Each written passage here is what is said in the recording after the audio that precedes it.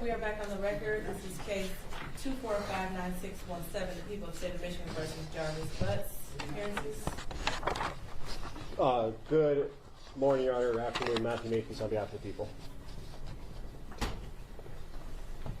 Good afternoon, Your Honor. Tina Ripley on behalf of the people, P83688. And good afternoon, Your Honor. Good afternoon to your staff. Neighborhood Defender Services by Ken Riggins, P82125 on behalf of Mr. Jarvis Butts. Good afternoon, Your Honor. Neighborhood Defender Service by Cheryl Quick, P83973, also on behalf of Mr. Butts, with co-counsel Lauren Butler. Number 88126. Thank you, Mr. Butts. State your name again, please. Jarvis Butts. Okay, you can have a seat. Mr. Mathis, before you call your next witness, just a question about how many witnesses we intend on calling today. Today, Judge, we have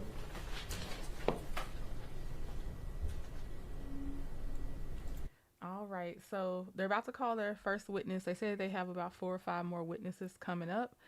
So about to call the one. It said that she found Ziyah's ID. So I'm skipping to the part when she gets on the stand. And I will have some commentary throughout. And you know, this is public record.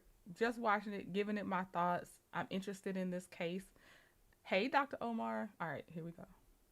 You swear to tell the truth, the whole truth, and nothing but the truth. Okay. Walk this way. watch your step. Yes, watch your step. Take your time. Get up the stairs. And once you get situated, that microphone, the one with the white cap on it. Yes, ma'am. You can pull that whole microphone and put it in your lap, or just make sure you're speaking to it when you testify. Okay. Okay. Thank you.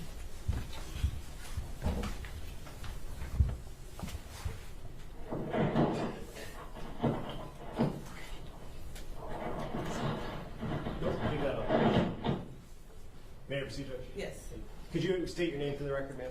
Valerie, excuse me, Valerie Smith. And Ms. Smith, I want to call your attention back to March 7th of 2024. At that time, in what area did you live? That's where I live currently. I'm 7 Mile Evergreen area. Okay, and is that near Evergreen and St. Martin's? Yes. Okay, is that in the city of Detroit, Wayne County? Yes, sir. Okay. And on March 7th, 2024, did you come into contact with the police? Yes. Okay, and what was the reason you came into contact with the Detroit Police Department? I found a young lady's ID. And where did you find that ID? Directly across the street from my house. And was it like a driver's license, school ID, or something else? School ID, it looked like. And when you found that, was that the first time you had seen it there? No, I stepped over it for 2.5 weeks before I decided to pick it up. Okay, and is there a reason after 2.5 weeks of noticing it there that you decided to I pick it up? just decided to pick it up that day. I was going out shopping. I said, well, let me get it and send it back to whomever it belongs to. Okay, and when you picked it up, did you read the name on that ID? Yes. And what was the name on the ID? Ziyah Harris. And did that raise any concerns in your mind? It sure did. And what's the reason it raised concerns? I just heard it on the news before it came out. You heard her name? Her name, yes. And when you picked it up, did you have gloves on or anything like that? No. And you used your bare hand then? I took my thumb and flipped it. And when I saw the name, I just put my hands on the outside of it. And what was the reason you just... Oh, she's smart. That has to be so surreal to have been walking over an object, near your house every day, and then you happen to look at it and see the significance of what you're finding. Kudos to her for just trying to touch the edges and everything. Yeah, that has to be so crazy though. Just put your hands on the outside. I didn't want to disturb any of the prints that were on there. And when you picked it up, did you place it in anything? Once I got to the next stop, I was on the bus line. I took it in the gas station and I put it in a lid. Okay, so let's back up for a second. You picked it up and then got onto the bus? Yeah, but I still had it like this. And I never put my fingerprints, any more prints on it. And for the record, the witness indicated by holding her hands about Yes, 3 inches apart. Yes. Her fingers. And when you got to the gas station, did you go into the gas station? Yes. And did you tell the people in the gas station about what you found? Yes, sir. I also told the bus driver what I had found. And then after you told the gas station people, what happened next? I asked them to call the police for me. And did they? Yes. And then did the police come to your location? Yes. And after the police got there, what happened next? They took me back to my house so I could show them exactly where I found the ID at. And did you show them that? Yes. And did you give them the ID as well? Yes. Okay. I gave it to them when they initially pulled up. And may I approach, Judge? Yes. I'm approaching with People's Proposed Exhibit 40. Ms. Smith, do you recognize that? Yes, sir. And is that the ID that you found? Yes, sir. I move to admit People's Proposed 40. No objection. It'll be a minute. And permission to publish on the screen. Yes. And Ms. Smith, I don't know if you can see the screen from where you are. That's the picture I just showed you, correct? Yes, sir. And is that the cup or the top of the That's the lid I put it lid in. that you Yes, put sir. it in? Is that a yes? Yes, sir. And on the bottom left, it says grade 8, correct? Yes. I have nothing further, Judge. Thank you. Just briefly. Good afternoon, Ms. Smith. Hi, how are you? Fine, thank you. You said that you Okay, before they start, obviously the point of the defense is to try to weaken this going to trial, which obviously now we're in the future. We know the judge did say, yes, they have enough to move it to trial, but I'm curious to see how their questions would lead to maybe weaken what happened with her finding the ID, because, you know, their job is to try to defend their client or whatever. So I'm just curious, because the way they tried yesterday to talk about the cell towers and the location, I was like, nah, you have to try again on that one. picked up the ID, was it March the 6th? Or I'm sorry, the 7th. Yes. Yes. And you said you had been stepping over it for approximately 2 weeks? 2.5 weeks I stepped over Okay, so that puts you in February when I initially saw when it. you initially yes. saw it. Okay. And you said you had been stepping over it? Mm-hmm. So does that mean that it was actually on the sidewalk? No, it was in the grass. In the grass? Face down. The grass next to the street? Yes. So there's like an, usually kind of like an easement between like the street and the sidewalk? Yes. And there's like a patch of grass there? Yes. And is that right in front of the bus stop or?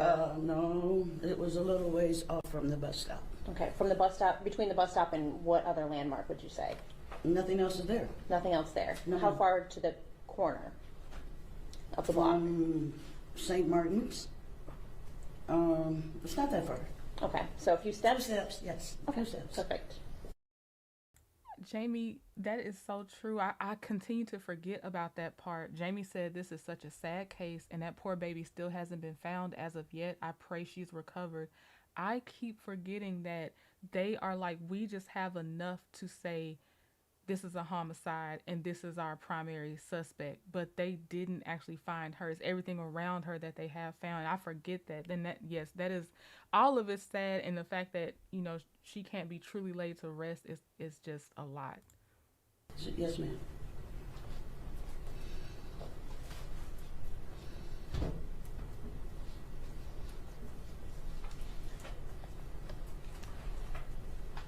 I think that's all I have. Thank you.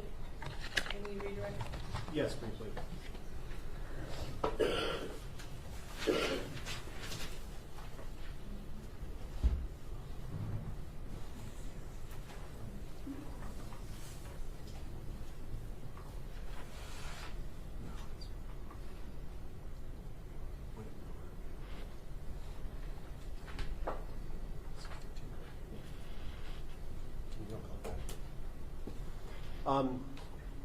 Ms. Smith, just a couple of questions for you.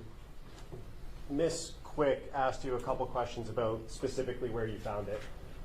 You said it was in a patch of grass next to the sidewalk? Yes. Okay.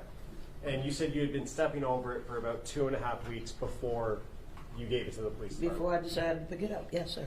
The 2.5 weeks that you've been stepping over it at the beginning of that, is that the first time you noticed it? Yes, sir.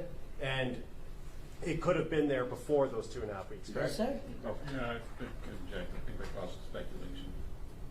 I don't think it's a yes or no question, Judge. I don't think that How calls does for she know speculation. how long it's been there? She can only Can you testify. stand up to the court reporter? Yes, Your Honor. My objection is how can she testify to how long it could have been there prior? She can only testify to what she knows, and she testified that she knows it's been there for 2.5 weeks. Did you see it being placed there on the grass? I'm sorry? Did you see it being No, dropped on ma'am. the grass? Okay. No, ma'am. So I'm going to sustain objection because she wouldn't know that she didn't see it dropped. Okay. So the first time you noticed it was 2.5 weeks prior to March 7th? Yes, sir. Okay. And when you talked to the police officers, did you look at a photo, a Google Street View of your location? Yes, sir. And did you indicate on that photo where you found Exactly, yes. They took me back to my house so I could show them exactly where I found it. May I approach, Judge? Yes. Okay, before he does his next piece. So, Dr. Omar, you won't be the only one. So, it says, I haven't heard about this case. Can someone break it down for me right quick? I feel like I'm about to be a little inadequate on this because it's so much, but the general part is Ziyah, I believe, would have been 13 at the time. She was cusp of 12, 13. She, her aunt was dating the defendant that's on trial right now. He has a history of heinous crimes against minors. Ziyah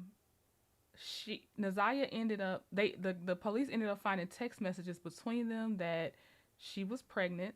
She was in love with, or, thought she was in love with him, basically grooming her.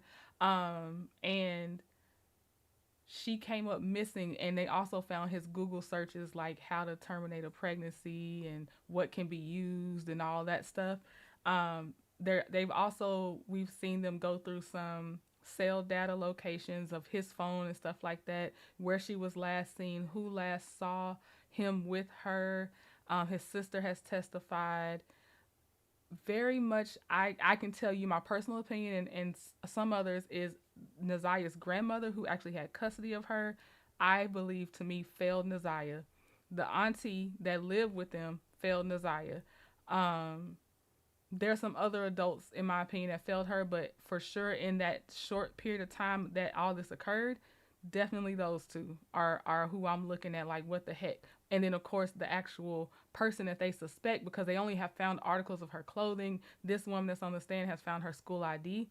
They have not found Ziyah, but I can't remember if it would have been the police or the prosecutor's office said we have enough to where we're ready to proceed with the homicide case.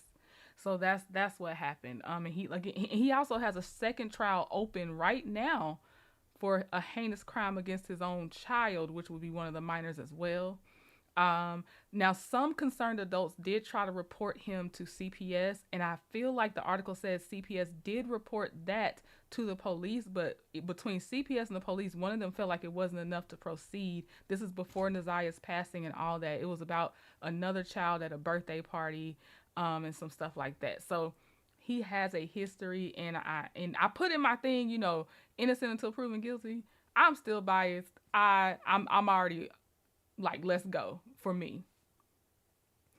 He also seems to pick, I don't know if his fiance had children already, but he seems to pick a type of woman that usually does have children, it seems like, and has some insecurities.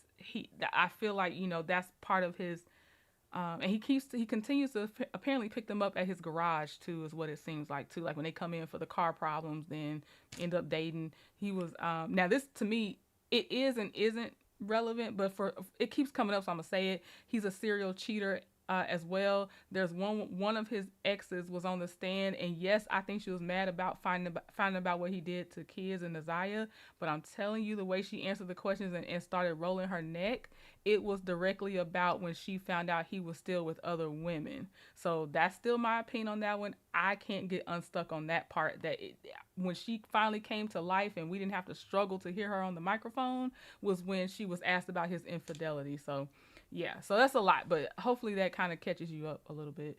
The auntie is a twin who both, as well as the mother, have laid with this nasty man. Birth mom of the little girl had a substance problem. Thank you, Jamie. He got, yes. I can't even read it out loud, but yes, you can see the chat on what Jamie said. He might be on the registry. It depends on how far the other cases went, because before these two, he already was in trouble for other ones. So I don't know. He might be on the registry. I don't know. I'm approaching with what's going to be marked as people's proposed 62. Do you recognize that, ma'am? Yes. And is that the photo that you signed and indicated where you found it? Yes, sir. At this time, I would move to admit people's proposed 62. No objection. Will it be admitted? And permission to publish, since I don't have a hard copy right now. Yes.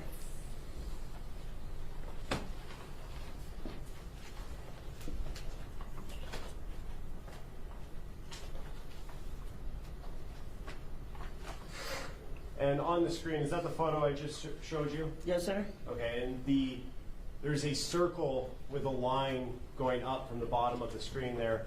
Is that circle where you indicated you found it? Yes, sir. Nothing further, Judge. Thank you. I have just a couple questions based on this picture. And then can we leave it up? Go ahead. Just please. Ms. Smith, so as we look at the picture here, in which direction, left or right, is the bus stop? To the right. To the right, so closer to the church? Is that or that white building that's in No, that's a person's house right there. Okay. It was like, okay, I come out of my driveway, and it's like catty corner to the bus stop from my driveway. Well, the sign is where the bus stop is, right? Yes, right there. Okay. And so, okay. Oh no, I am not. Okay, I'm reading Jamie's. I'm gonna read what she said, and I'm gonna respond just to make sure, because I don't want to confuse y'all. But Jamie, I hope you don't think I was saying that about this lady. But I'll be clear, and I'm so sorry if I mixed it up. But Jamie said, no, this is the lady in the neighborhood who found the little girl's school ID laying on the ground. Yes, I was going backwards about other witnesses that had come on the stand that pissed me off. But yes, not trying to confuse this lady on the stand with the adults that made me mad. So sorry about that. If I made it seem that way. That's all I have. Thank you. Nothing further. Okay. Ms. Smith, you are done testifying. Thank you. You have a good day. Thank you. Please watch your step.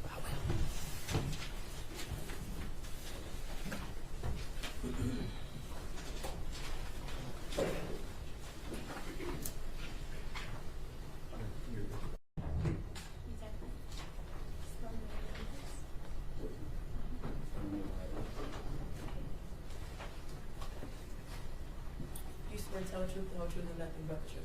I swear. Okay.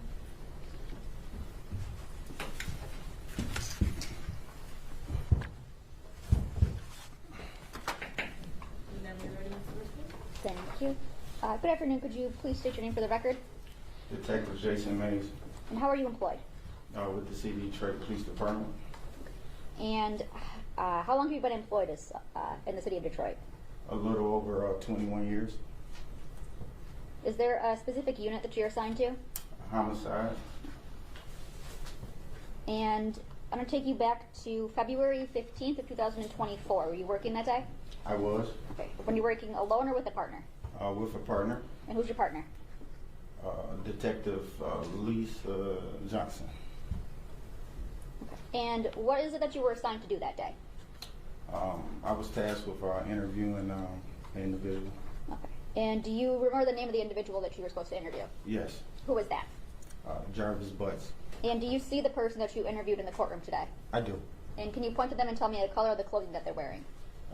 The gentleman sitting behind the fence with the green shirt on, the mask. Your Honor, would the record reflect that the witness has identified the defendant in this case? So reflected. Thank you, Judge.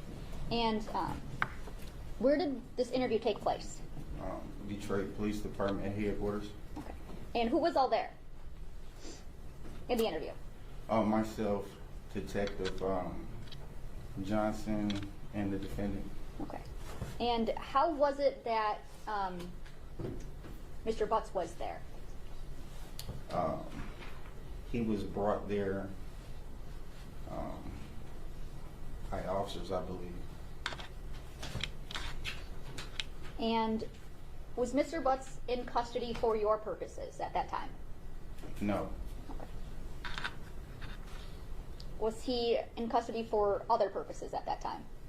I believe so, ma'am, yes. Okay. Did you ask Mr. Butts if he would talk to you? I did. All right. Did you offer him any food or drink, anything like that? No. Okay. Did you ask if he knew or understood English? I don't recall that, no. Okay. But by speaking with him, I knew he understood English. Okay. Did you ask him like his education level, things like that? Yes. Okay. Did you ask if he was under the influence of any narcotics or alcohol? Yes. Okay. And did you advise him of his rights at that time? I did. Okay. And did you use anything to assist in providing him with his constitutional rights? Yes. The constitutional right form. I also recited it to him verbally. Okay. And Your Honor, may I approach? Yes. Any good Marcus Peoples proposed exhibit 20. And basically what it is I just handed you. Certificate of notification of constitutional rights. And is that a fair and accurate copy of the constitutional rights that you provided Mr. Butts on February 15th of 2024? Yes, ma'am. I move for the admission of People's proposed exhibit 20. No objection. It will be admitted as People's Exhibit 20. Thank you, Judge.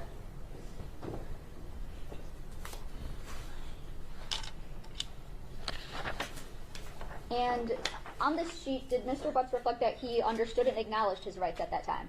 Yes. And how is it that he did that? By attaching his signature and dating it. Okay. And who all signs this form? Myself as a witness and also anyone that's in the room. Okay. Did Mr. Butts exhibit anything to you as an experienced officer with 21 years that would make you believe that him talking to you wasn't voluntary? No. Wow, he doesn't look like he's done 21 years on the force. Okay, so obviously, and I'm just recapping, but obviously he's in there because he is the one that interviewed Jarvis Butts, who is the defendant that is in this pretrial right now. Specifically, he's specializing in homicide, and he also had Detective Johnson in there, so we might see Detective Johnson probably maybe today, depending on how the order they're going in. Okay, so that's it so far. I'm just trying to keep a little synopsis. One, saying it out loud helps me remember, and two, depending on when people come in, we're on the same page. And did he agree to speak with you? He did. All right. About how long did you guys talk for, if you recall? I would say the interview may have been a total of maybe a couple hours, 2 hours. And were there any breaks in between that time? Yes. Okay. And was this interview recorded in any way? Yes. How was it recorded? Audio and visual in the interview room. Okay. And I showed you previously a video of the interview that took place. Do you remember me showing you that? Yes. Okay. And when I showed that to you, was that a fair and accurate depiction of the video interview that you took with Mr. Butts back on February 15th of 2024? Yes. Okay. And Your Honor, I'd move for the admission of People's Proposed Exhibit 21. No objection. It will be admitted as People's Exhibit 21. Thank you, Judge. And may I publish? I'm not going to play the whole video. It's rather lengthy, but there are parts that I did want to play. Okay.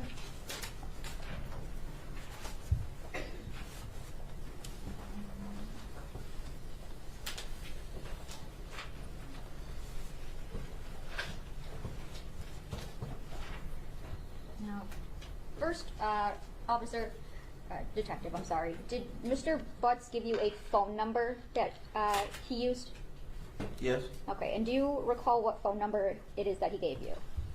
I would have to review my report, but I believe it's 313-585, something or other. Okay, would reviewing your report refresh your memory? It would. Do you have your copy or? Yeah, I have a copy. Okay.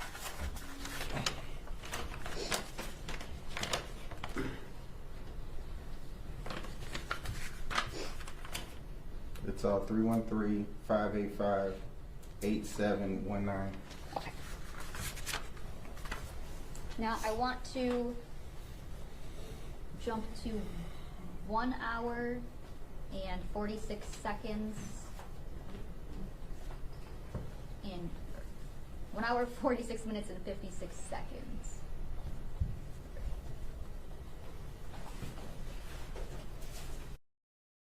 Now, y'all know me. I want this whole video because you know I will sit through. I have sat through a 4 and 5 hour interrogation to watch him, depending on what the topic is. I want to see his full interview interrogation.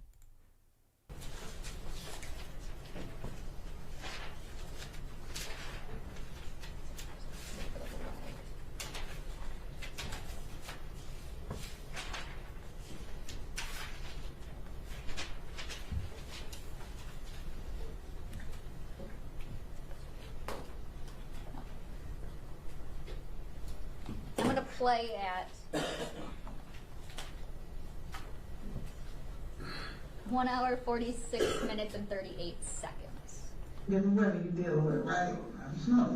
Okay. Ain't nobody just living your life, man. Ain't nobody. You got them together. They know what's going on together. But All right, so it's about to be a lot of mumbling, and we can't. I'm already having a hard time understanding what's being said. Okay, I know they'll clarify with their questions if they can, but dang it. 1 hour, 46 minutes, and 38 seconds. then whoever you deal with, right? Okay. Ain't nobody just living your life, man. Ain't nobody. You got them together. They know what's going on together, but they know about each other. Okay. Context clues sound like you talking about the multiple women he have to juggle. That's what it sounded like, cause when she's like, I don't know how she said it, but he was like, it sounds like she's trying to flatter him right now, and right now with his body, with his posture, they're not asking him about the other thing yet, or at this segment. Sound like you're talking about juggling multiple women right now. So, the reason I asked you that, I wouldn't ask you no questions I wouldn't have an answer to, so I'm just trying to understand something. So, this right here is a brief synopsis of Ziyah's interaction with you and the phone number that you had since 2019. And so right here on the day that I'm concerned with, this is right here. Don't forget, be there for you. Yeah, that was when she said that I was supposed to pick them up that day. Mm-hmm. But I never responded. Yeah. Okay, so this interview should have taken place in 2024, if I'm not mistaken. And they're saying what they're concerned with is from the Ziyah's phone. She's texting him, and I'm trying my best, so I'm gonna say I'm guessing this is what they're saying because it is a lot of mumbling. And he's concerned with a specific message that Ziyah sent him on a particular day, and he's like, yeah, because I was supposed to pick them up that day, and he's saying, but I never responded. So that's where I think they're at right now with some of his text messages between him and Ziyah. Well, So then, the next one, she responded. if you send a message. It's hard to delete your number. No, I don't like I said, it's Before you explain it, just look at the times they back to back. cool, yeah. And we in school. So in school. And then right here, she tells you to respond, okay. That's received. I did receive it. So, and you said, okay. Yeah. Alright. Okay. So, like I said, those are the numbers they were sending me. And pausing at 1 hour, 48 minutes, and 7 seconds. I want to go backwards in time.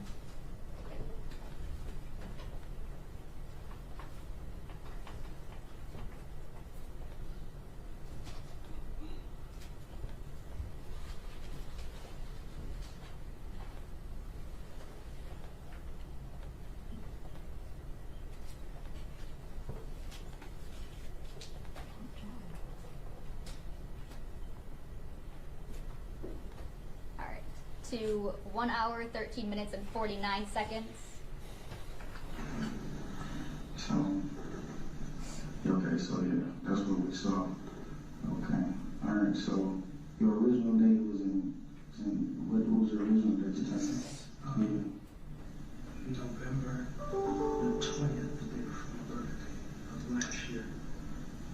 That's when it happened? Oh no, when that case happened? No. When did you possibly get sentenced? Because we got 2 days. We got Yeah, January. so what happened was, I was supposed to get sentenced last year, the day before my birthday. Went to court, whatever the case may be. They adjourned it to January the 9th. That's the day we have. Right, so I had a legal issue pending, and I asked to get it extended so I could take care of my legal issue in court. Okay, y'all, that is very, very, very important. I feel like that is something that was locked in my memories. I feel like that's not the first time I've heard that. Ziyah at this time is pregnant. She has told him she's pregnant. He's Googling how to terminate pregnancies, without going to the doctor. And now he has a sentencing that was delayed until January 9th. January 9th is the day Ziyah went missing. And the day her grandmother, to me, also failed her by not looking for her or even notifying anybody until the next day. But yeah, January 9th is when she went missing. And he was pending a sentencing for, to me, I'm going to guess similar crimes. And so with it coming up that you have a 13-year-old pregnant and you're about to be sentenced, so that's really important. That was January the 25th. So after that, then they scheduled it for February the 7th. To go. Yes. Okay, and I'm pausing at 1 hour, 44 minutes and 44 seconds. And moving to...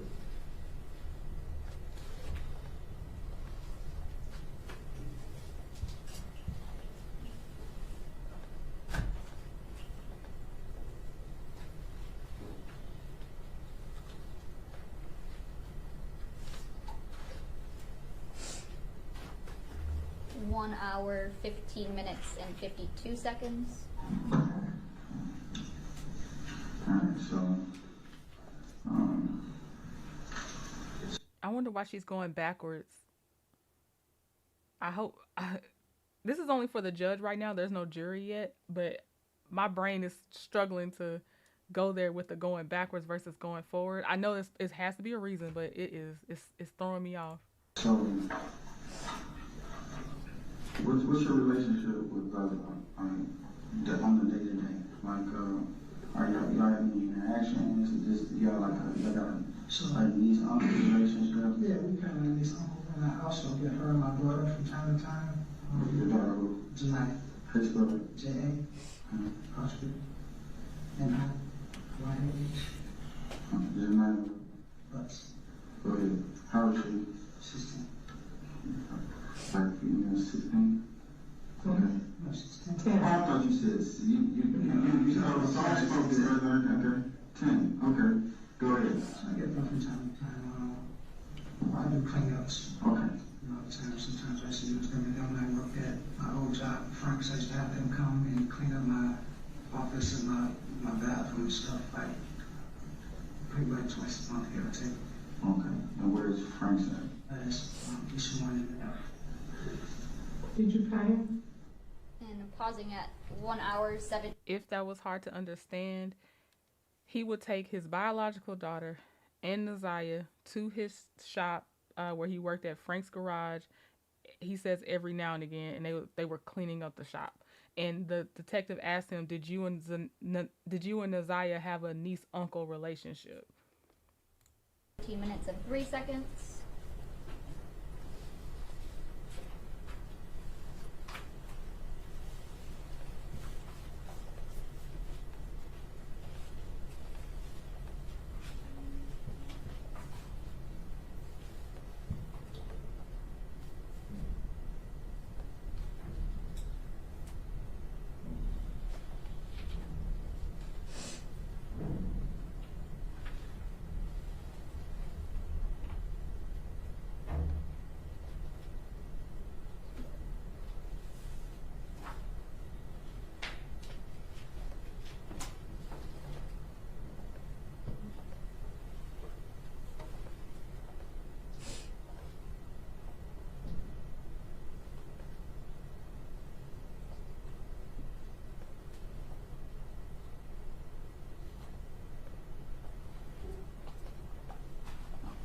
starting at 1 hour, 22 minutes, and 1 second. That's your password to the That's a facial. It's a facial recognition. So you wouldn't able to use your face. You have a PIN. What's that number? 04 1925. 1925. Okay. So, because I need to know the last time you talked to her. Okay, bro. Alright. So, would you be willing to give me consent to do that real quick? Thank you. What type of phone do you have? iPhone.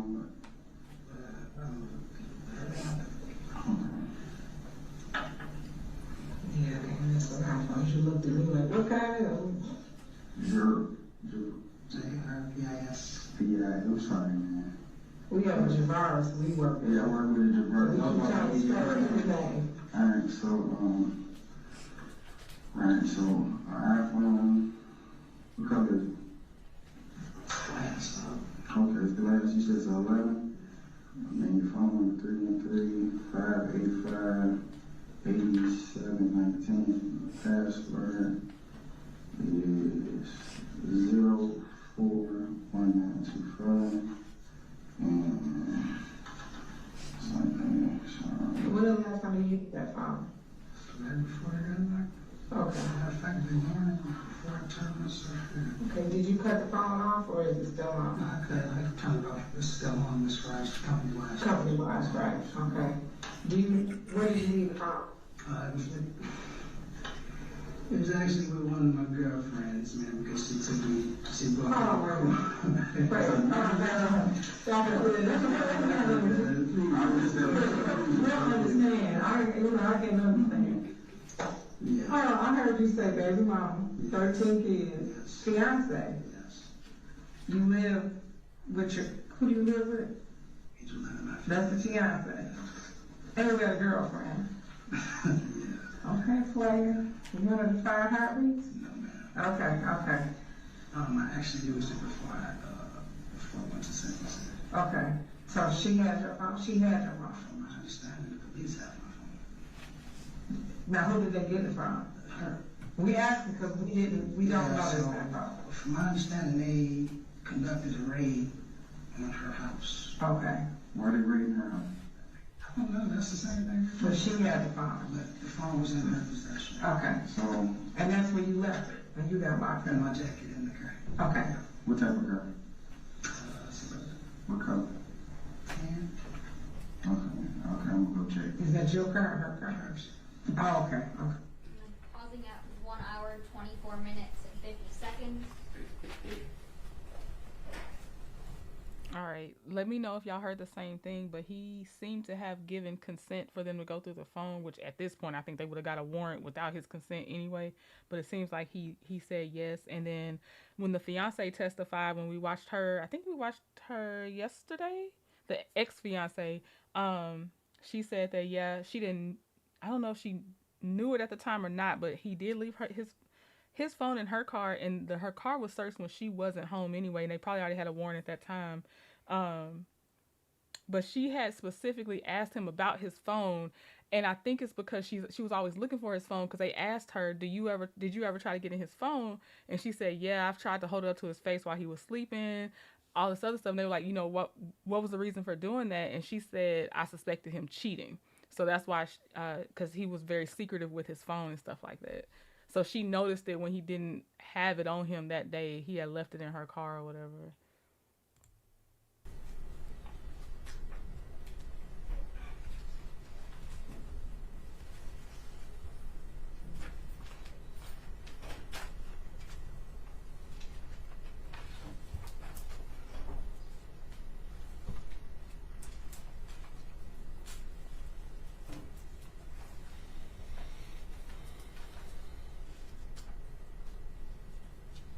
Playing at 1 hour, 32 minutes And lucky for the ex-fiance, they don't have kids together.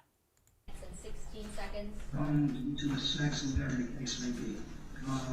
And I know she was getting older, so she was into certain things, like I come up, she had fingernails and shit on. And I know grandma wasn't. So why did it not give it to us then? I earned it.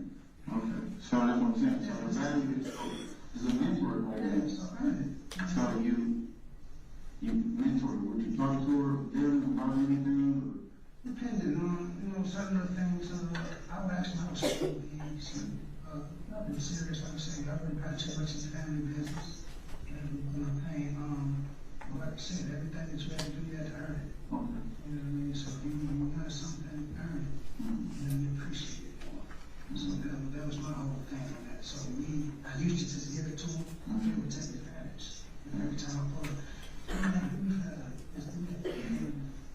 and it's a lot of kids out there, so I can't keep giving Yeah, not everybody. $5, and that looks real bad if I just give you money every time you had asked for it, or she asked for it, and I can't give it to everybody else. So therefore, you guys want something, I got a job for you. If I have something for you to do, I'll call and let you know. Every time they come in, $25 a piece, depending on.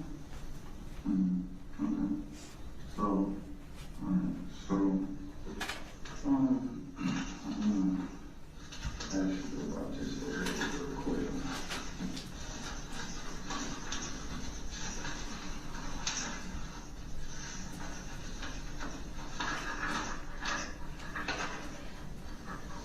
Let's see it. Confirm that photo. Make sure we talk about the same person.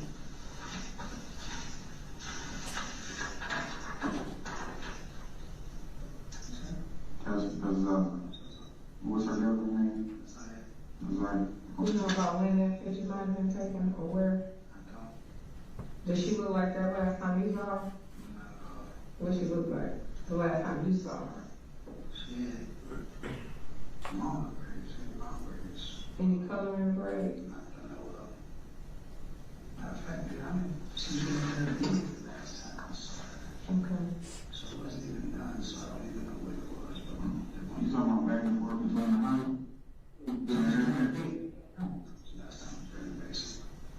So she wasn't back and forth. That ain't that. The last time I seen her, she was getting her hair. Yes, she was. She was back and forth because no sweetie. He stayed next door. So she was going back and forth with him next door. They were in the basement at the grandmother's house getting her hair. And I'm pausing at 1 hour, 35 minutes, and 6 seconds. I also have to say that it is very disappointing. Thankfully, I don't know if they've come over on my side and said it, but I've seen it to where Ziyah got the label of, oh, she was fast. Oh, these girls are more mature. They act grown. And I'm like, but he's actually grown. Like, it's the adults that should not prey on the kids, even if she is like crushing, like, you know how kids have crushed on a teacher. The teacher doesn't need to act on the fact that that happened. Like, kids have crushed on their teachers or whoever, like it is. They, when I grow up, I'm marrying, blah, blah, blah. The adults have the responsibility to not take advantage of a child with a crush or whatever. Like, but the way I have seen some people try to blame the 12, 13-year-old, it blows my mind.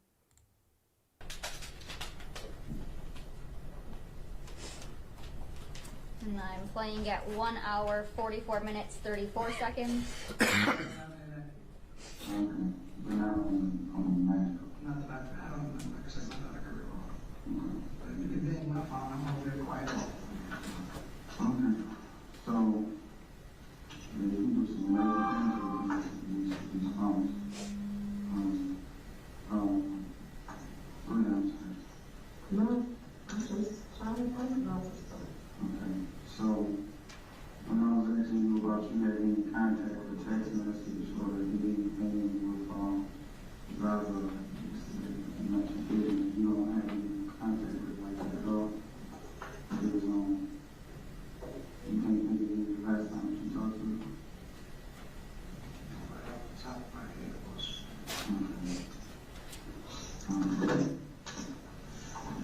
Were you supposed to meet her anywhere? No. Not at all. Not at all. Not at all. So if Pausing at 1 hour, 45 minutes, and 37 seconds.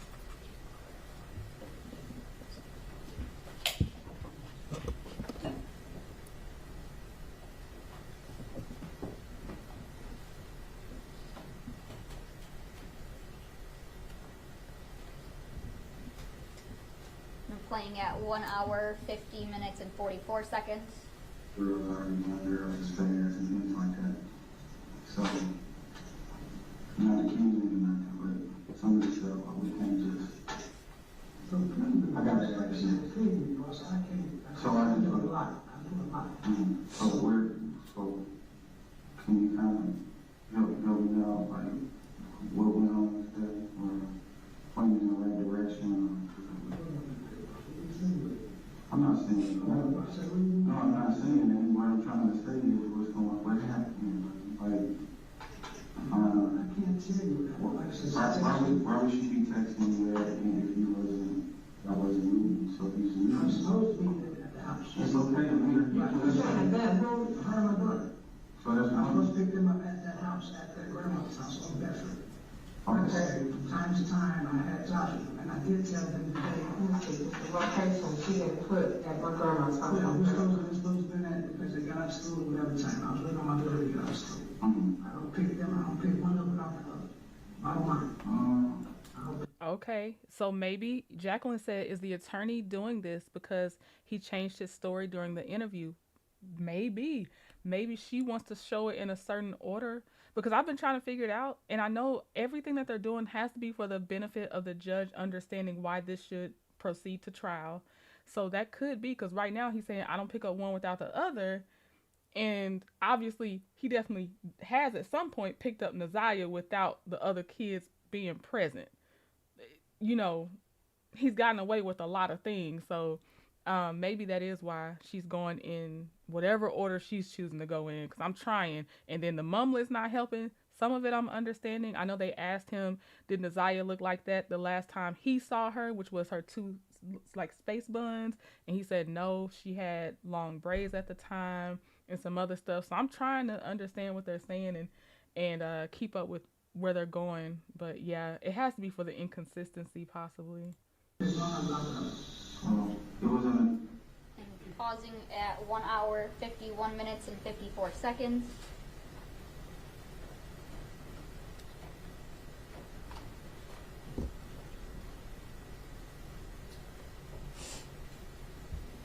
And I'm playing at 1 hour, 52 minutes, and 47 seconds. Okay, did she ever confide in you about like academic troubles with, with girls and boys? I don't know about the situation she had with some girls. Supposing that jumped on something like that. I'm not sure anything about that situation.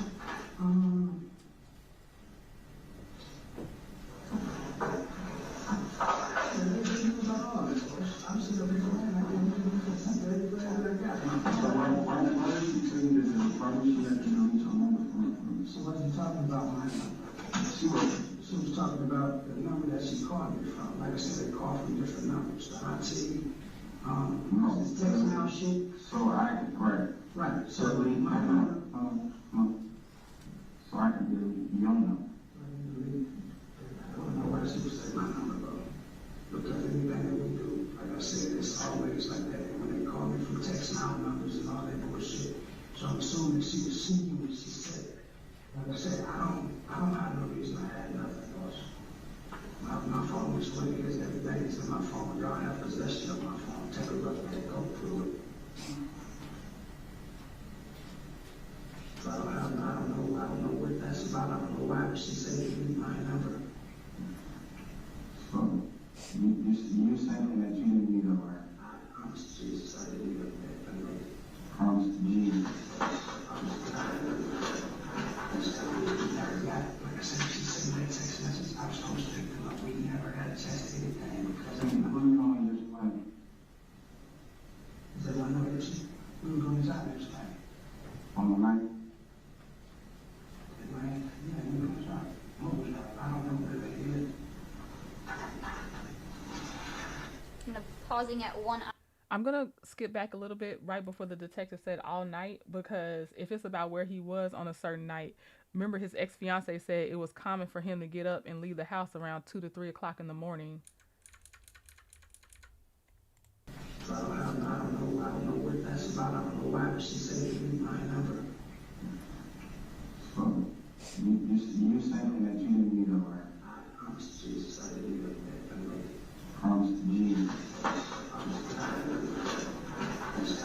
never got it. Like I said, she sent me that text message. I was supposed to pick them up. We never had a chance to get it done because Who you gonna just play? I said, I know that she, we were going to stop this time. On the night? Yeah, we were going to stop. What was that? I don't know where they did. I'm pausing at 1 hour, 54 minutes and 42 seconds.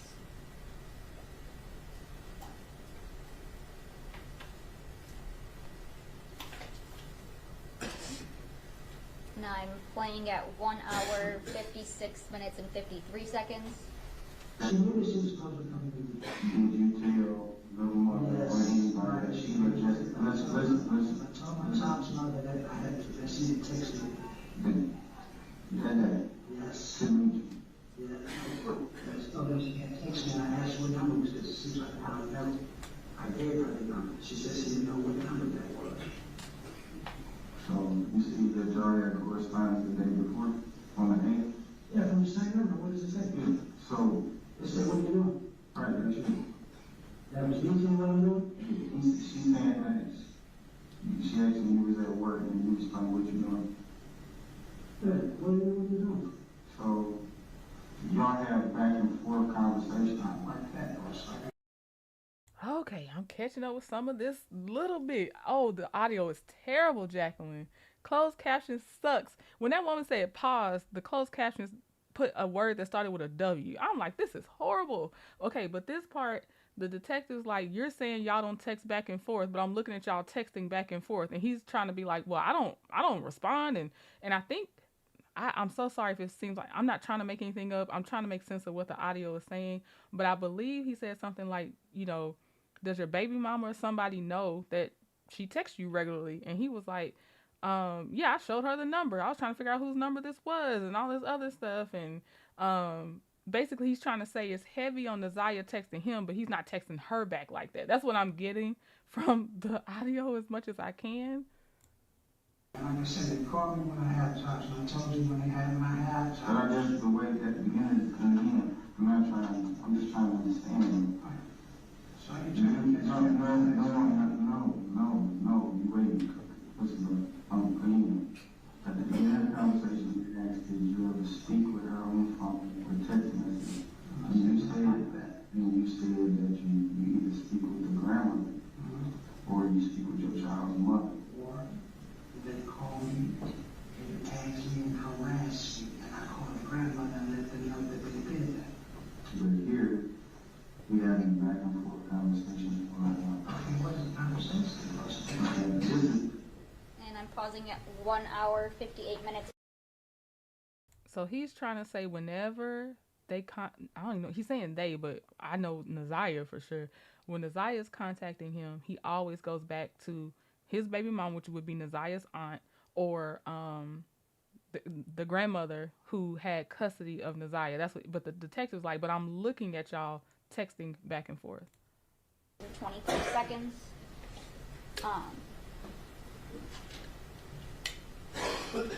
Detective, it's fair to say that this were just clips of this interview. Correct. Okay. And your conversation with Mr. Butts continued on into other kind of topics too. Correct. Okay. Did Mr. Butts say the last time that he saw Ziyah before she went missing? Yes, he stated to me that he had last seen her at the end of December or early January sometime at the grandmother's house in New York. Okay. And did he say anything about knowing where Ziyah's bus stop was? Yes. Okay. What did he say about that? He said that her bus stop was at a 3-mile drive in Cornwall. And when you guys are talking, and you mentioned the name Zaza, who is he referring to as Zaza? The decedent. He's talking about Ziyah.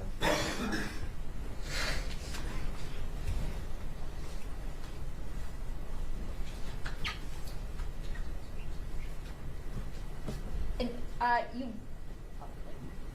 you were showing Mr. Butts some text messages.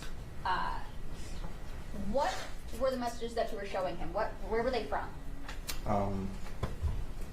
From his cell phone data were I got that information from the officer in charge of the case. I don't know exactly where it was extracted from. I would have to review a document. Okay. Were they from like a cell phone provider? Were they from an app, something like that? I believe they were from an app. Okay.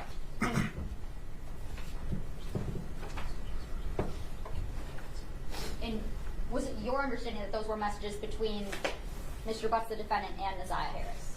Absolutely. Okay. And the photo that you showed Mr. Butts, where he identified Ziyah Harris,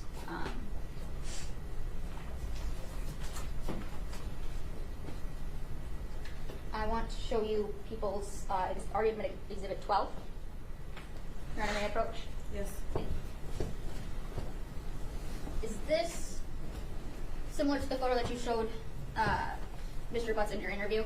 Yes. What's the only difference, if there is any? It appears to be the same. I feel like my picture was zoomed in a little bit. Okay, so it's just a smaller version. Was yours in color also? Yes. Okay, all right. And is this the one where he identified as Ziyah Harris? Yes. Okay.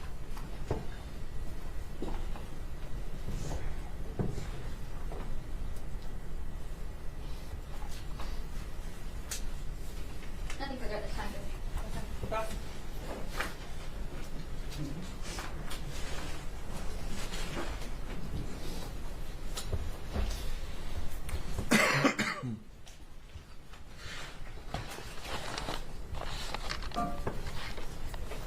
Good afternoon, Detective Nurse.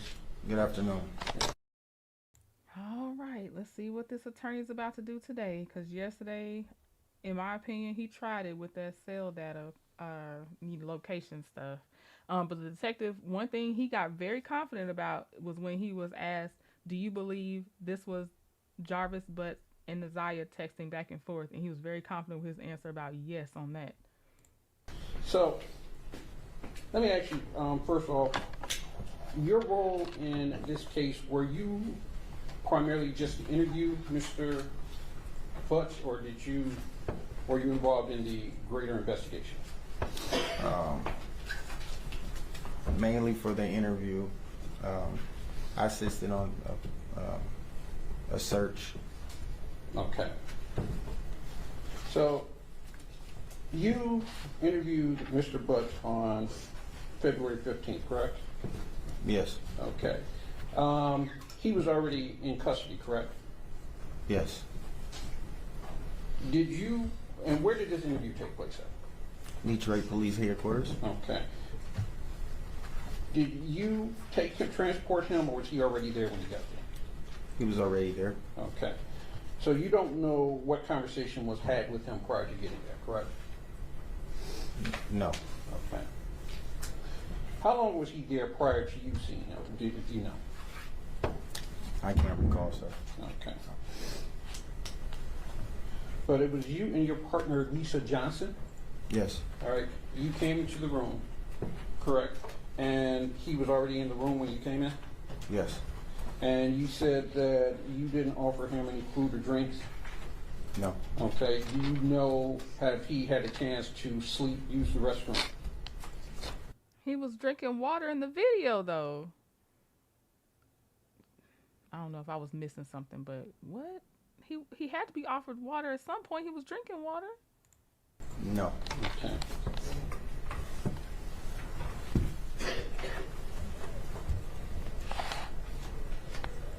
All right, so the defense seems to be going forward. This is my early opinion.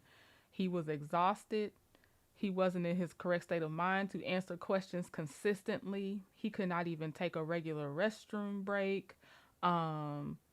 They did not give him any type of sustenance. They don't even know how long he was kept before they talked to him. Your Honor, these are basically torture tactics. That's what I feel like they're going for on the defense side. So you begin the interview with the reading of his constitutional rights.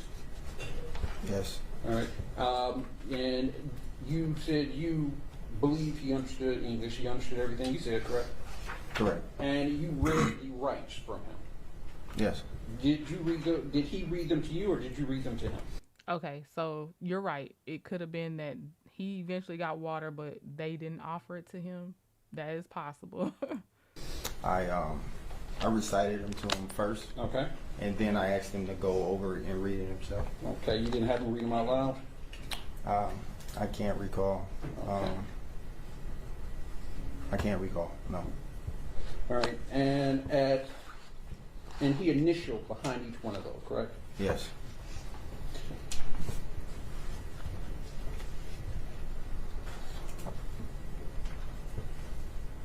You had Jacqueline said that they stated earlier that there were breaks for him to take, and the interview lasted, he said, about 2 hours. Now, I don't know how long Jarvis was held before he started being interviewed, but the interview itself, they said, was 2 hours in length.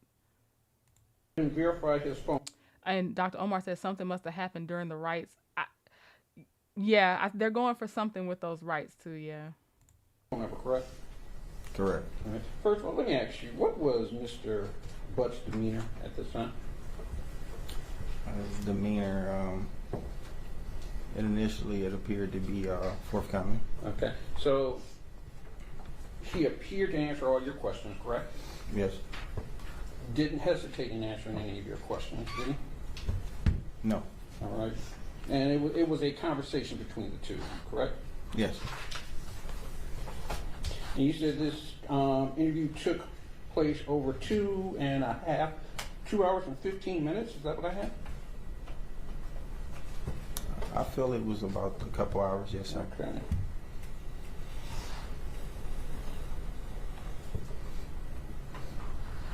So you asked him about his cell phone, correct? Yes. He gave you the cell phone. He gave you his number, correct? Yes. And he even signed off to say, yeah, go ahead and search my cell phone, right? Yes. Okay. Now you asked him about January 9th, correct? Yes. And he told you he did not do, he had a legal issue up in Clinton Township. I'm Yes. sorry, he had a legal issue, excuse me. Yeah, he said he had a legal issue, yes. All right. Did you check and verify whether or not that was true? I did not. Okay. I just want to say, because when that other police officer that was retiring, that was looking for her when she was missing, and I use looking very loosely on how he was doing it, this detective wouldn't know Ziyah either, but it's like the amount of professionalism from this detective versus that police officer that we saw that was retiring is jarring. Like, if I have the time and energy, I want to do just a separate quick highlight of the way that police officer that retired was acting on the stand, and just his nonchalance and it wasn't my job type attitude. It was so bad to me. And I don't know if I'm second guessing if I'm overreacting about that other officer, but just looking at him, I mean, like, it's not like he has to be like, I picture this could have been my daughter, but it's like the professionalism is there though. Nope, he was not, Dr. Omar.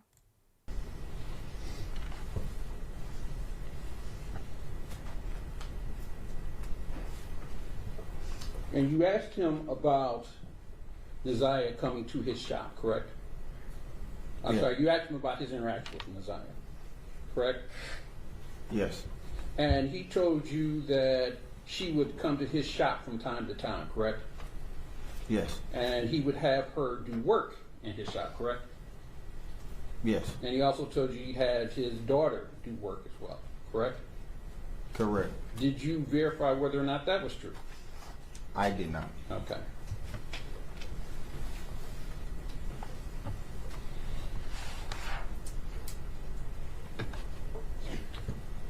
You asked him about a bus stop, correct?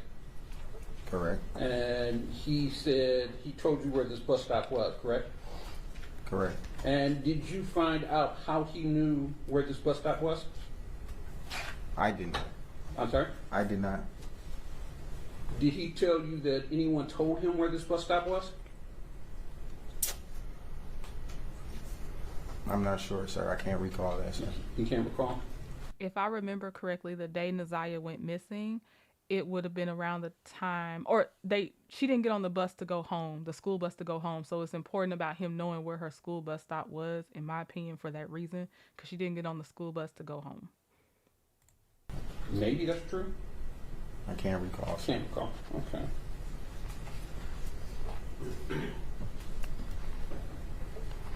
Just one moment.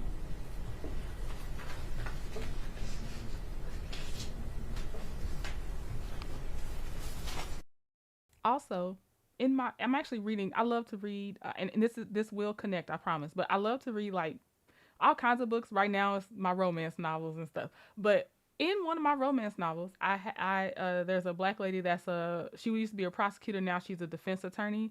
And one thing that stuck out to me that she said was, it's not her job as a defense attorney to prove her client's innocence. It is to continually cast reasonable doubt onto what the prosecution brings up as evidence and everything else. So it's because if they cast doubt, then in a criminal trial, it has to be beyond all reasonable doubt or something like that. I'm going off memory, so I apologize if I'm not saying the phrasing right. So for the defense attorneys for Jarvis, they just have to keep putting doubt on everybody's procedures and the evidence. I'm air quoting the evidence that they bring up and stuff like that. So that's what I'm seeing right now is cast doubt.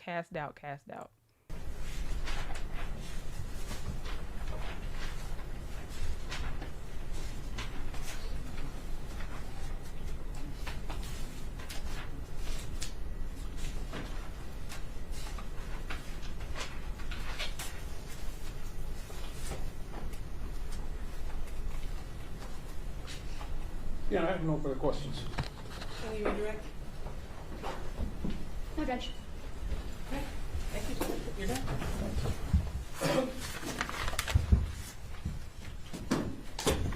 Okay, I do have time to go to another witness if there is one. So let's see here. Okay.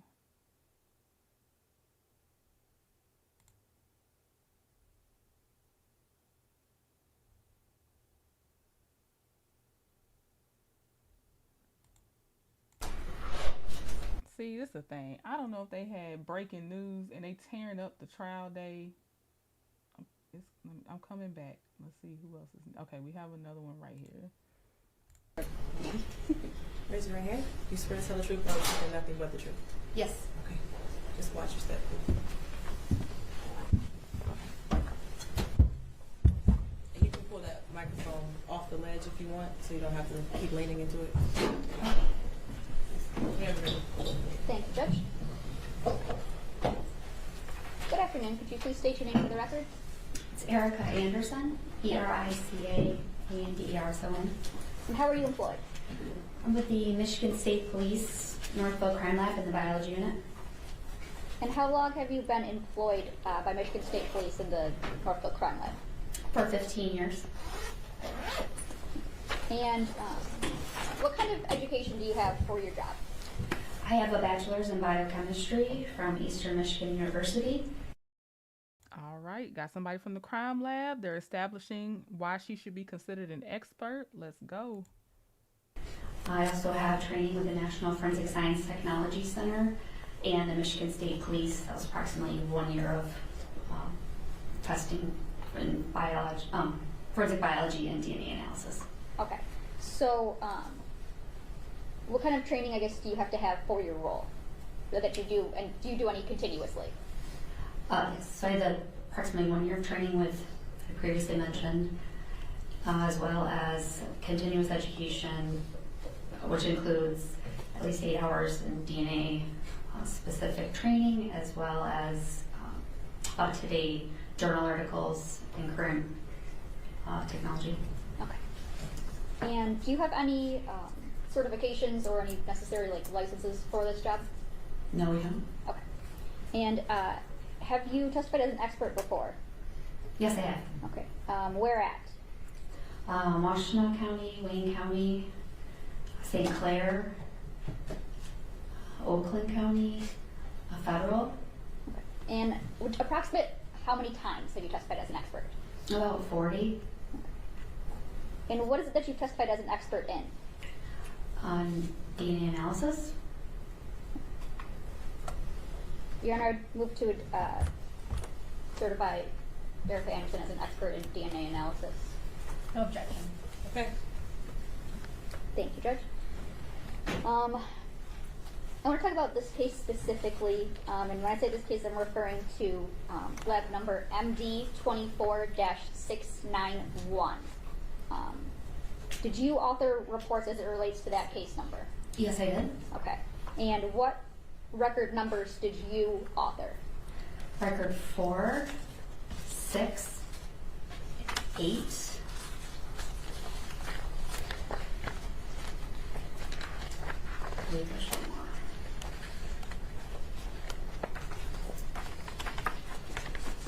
Oh, and 5, sorry. Okay.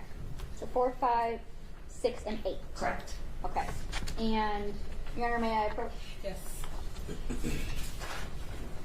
Handing you this marked as People's Proposed Exhibits 22, 23, 24, and 25. Can you look at these and tell me if you recognize what I've handed you?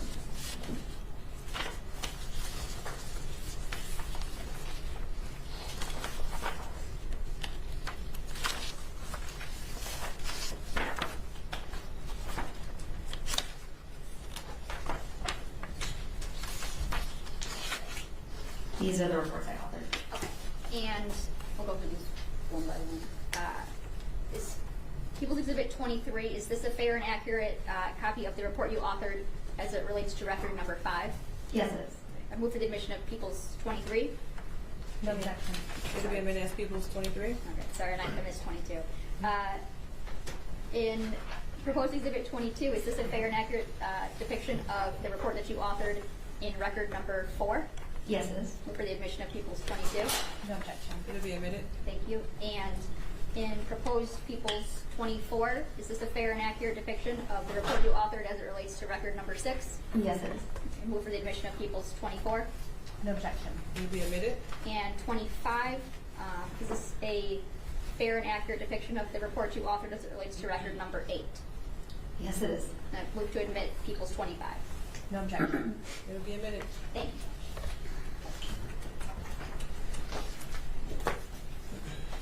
Now, may I publish, Judge? Yes. Thank you.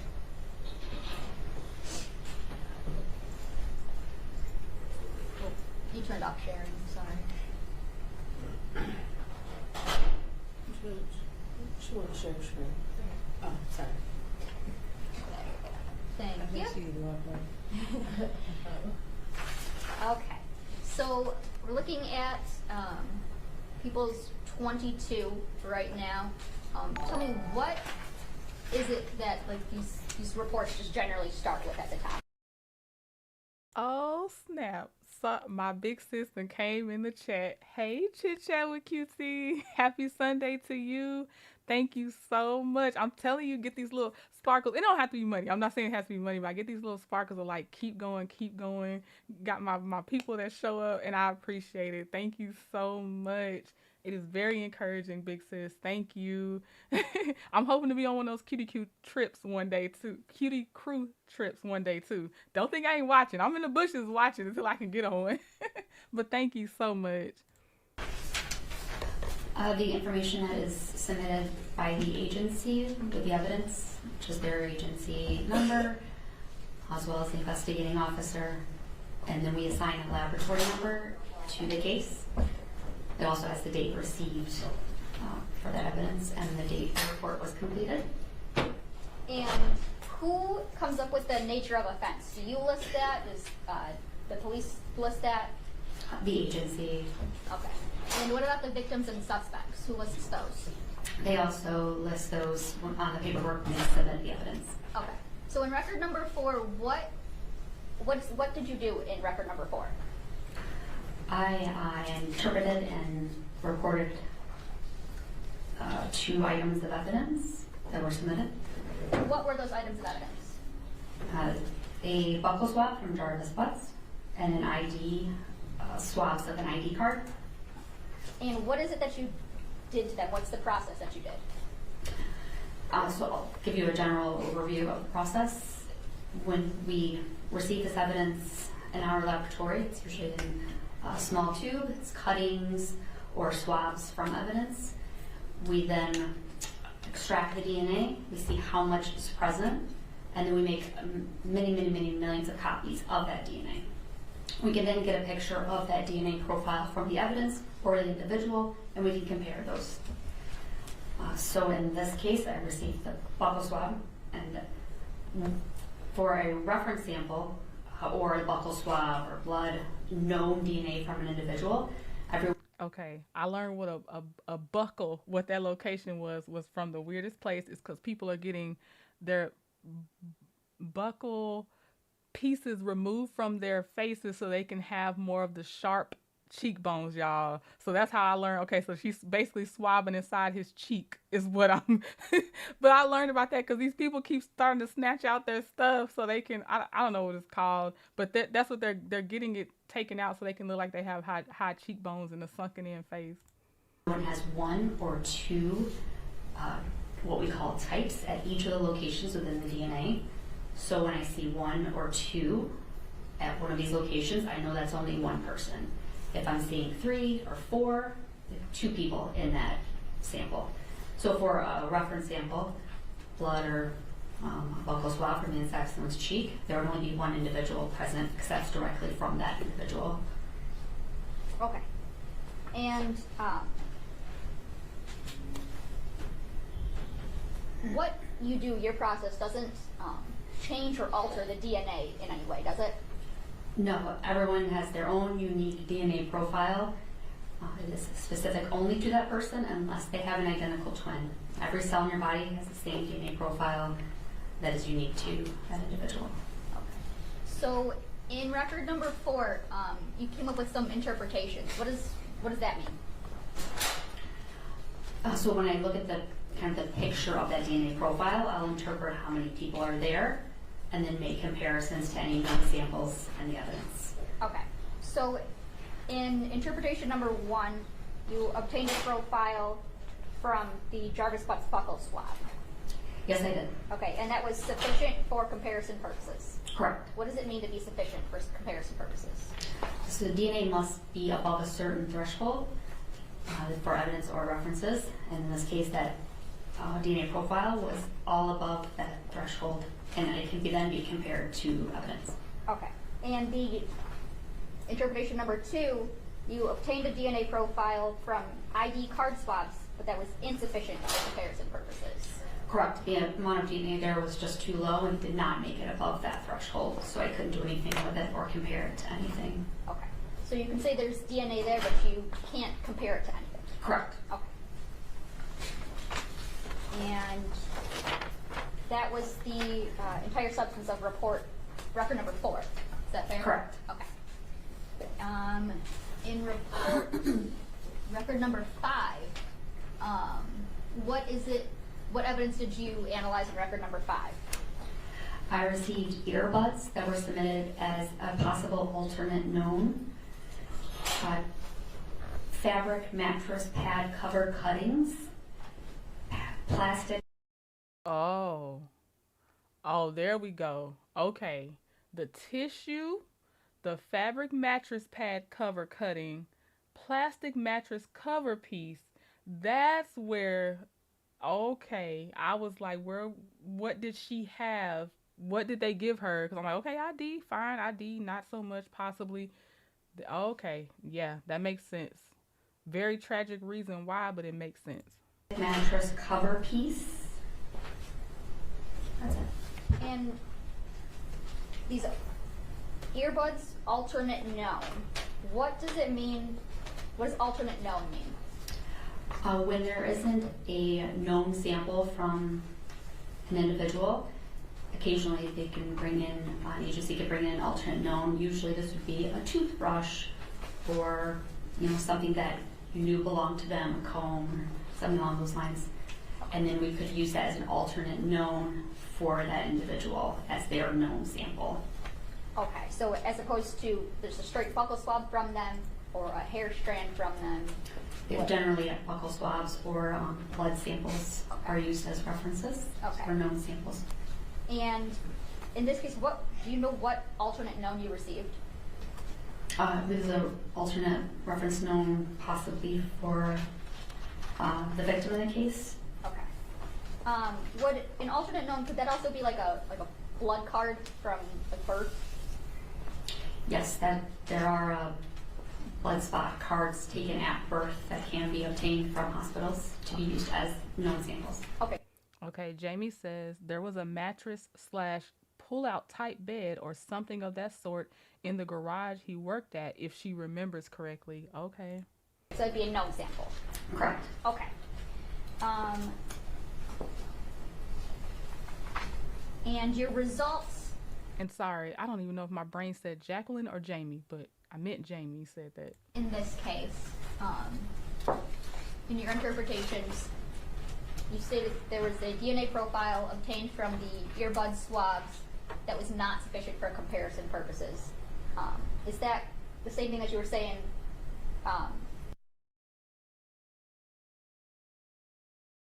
It's not me. It's the video. Hold on. It's coming back, but they lost their signal or whatever. Hold on. I'm going to try to also find the same day with a different source to see if we missed people on this same day, because they started throwing in other news, so. But yeah, I'll find it back and make sure we get all of this day in case we miss people. In this case, it was 4.6 thousand times more likely that it originated from those 4 unrelated individuals than Jarvis Butts and 3 other individuals, which is moderate support that he's not a contributor. So it's tilting that way, just not all the way. And in record number 8, what evidence did you analyze here?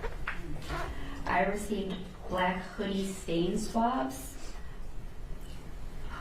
another set of black hoodie stain swabs, black hoodie swabs, pink bodysuit stain swabs, pink bodysuit swabs, as well as Ziyah Harris blood card.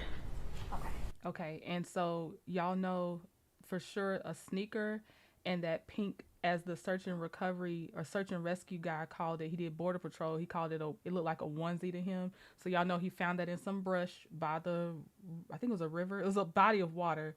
So they sent that to her for DNA, plus Ziyah was wearing a black hoodie, so they gave her a black hoodie. And then, like they said earlier, they established that the hospitals or whoever keep a blood card for the babies and stuff like that. So comparing that, but just for the people that weren't always following it, the pink bodysuit was found near the body of water in some brush by the Border Patrol search and rescue guy.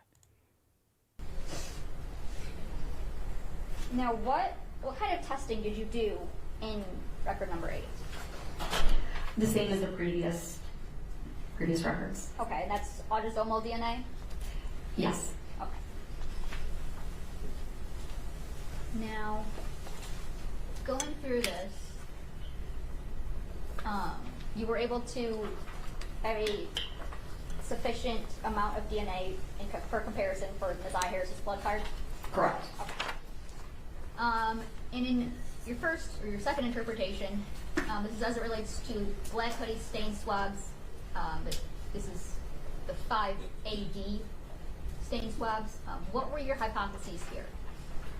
So I determined that there were 2 individuals in that black hoodie stain swab, the first one, 5AD, and I would compare each of the known individuals to the sample. So initially it would be Jarvis Butts, and one unrelated unknown contributor, and then on the other hypothesis would be 2 unrelated unknown contributors. So based on those results from the black hoodie stain swabs, it was approximately 460 times more likely if it originated from Jarvis Butts and an unknown contributor than if it was from 2 unrelated unknown contributors. And this provides moderate support that Jarvis Butts is a contributor to the black hoodie stain swabs. Okay. And you can't say what that stain was, can you? No. Okay. And then you said you did one for Jarvis Butts, and you did one for Ziyah Harris. Correct. So when comparing Ziyah Harris, It's approximately 3.7 million times more likely if it originated from Ziyah Harris and one unrelated contributor than if it were from two unrelated unknown contributors. And this provides very strong support that Ziyah Harris is a contributor to the black hoodie stain swabs. Okay, so there, I can already see her defense for the items that we got to hear about, that he is going to challenge that moderate support that it's likely was Jarvis Butts, because he's going to share the same DNA with his children too. So I see the defense attorney saying, how do we not know it was one of her cousins or whatever? But obviously the part of Ziyah, her DNA matched, like she said, strong support. That was her DNA on the hoodie. But the one with Jarvis's DNA, I could see them saying, like, how do you know it wasn't just a family member, since it's not nowhere near as strong as they were able to find Ziyah's DNA. And in interpretation 3, this is the second of the black hoodie stain swabs, 5BD. When they're separated like that, when you have like 5BD and 5AD, does that tell you that they're different parts that are being swabbed, different areas? Generally, it will be two different stains on the same item, but the person that actually took those swabs, they would best be able to describe where they were collected from. Okay. So as it relates to 5BD, the black hoodie stain swabs, what did you find there? That was one individual in that sample, and it genetically typed as female. And so if that's the case, what was your hypothesis then? So comparing Ziyah Harris to that sample, it was 3.6 octillion times more likely if it originated from Ziyah Harris than if it was from an unrelated unknown contributor. And this provides very strong support that Ziyah Harris is the contributor to that black hoodie stain swab. And then I compare Jarvis Butts as well, and he's excluded from it to his single source samples. Okay, and would that be because you found that it was only from one individual genetically typed as female? Correct, yeah. When comparing him, he was excluded. Okay. And when you say octillion, I'm not a math person, how many zeros is that? That is 27 zeros. I didn't know you could get stronger than the millions. Okay, octillion. All right, learn something new every day. Well, I knew you could go to billions, but I didn't know there was something between that and billions. Okay. And in interpretation number 4, we have just black hoodie swabs, and that's 5CD. And you have two analyses here, one with Jarvis and one with Ziyah. What did you find as it relates to the comparison with Jarvis? So the black hoodie swabs, generally these are taken to see who may have possibly worn it, or skin cells opposed to stain swabs. So I determined that this was from 3 individuals. There were 3 individuals in that sample, and at least one of them genetically typed as male. And when comparing it to Jarvis Butts, it was approximately 2.1 million times more likely if it originated from Jarvis Butts and 2 unrelated unknown contributors than if it originated from 3 unrelated unknown contributors. And this provides very strong support that Jarvis Butts is a contributor to the black hoodie swabs. And all right, that other stain would think it graduated to very strong support. Dang it, my brain. Come on, brain. What else was I gonna say? I wonder. Oh my gosh, I was gonna say something else about it being a separate stain. They asked her could she determine what type of stain it was, and she couldn't. But maybe they do have somebody else that could determine the type of stain that it was. What about the comparison to Ziyah? When comparing Ziyah Harris, it was 97 sextillion times more likely if it originated from Ziyah Harris and 2 unrelated unknown contributors than if it originated from 3 unrelated contributors. And this also is very strong support that Ziyah Harris is a contributor to the black hoodie swabs. And how many zeros after the sextillion? Sextillion is 21.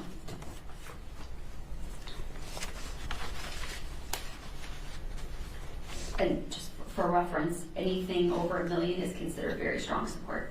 Okay. Thank you. I'm glad she clarified that. And your next interpretation is to the pink bodysuit stain swabs. And you performed this assuming that there was 2 individuals. What was your comparison as it relates to Jarvis Butts?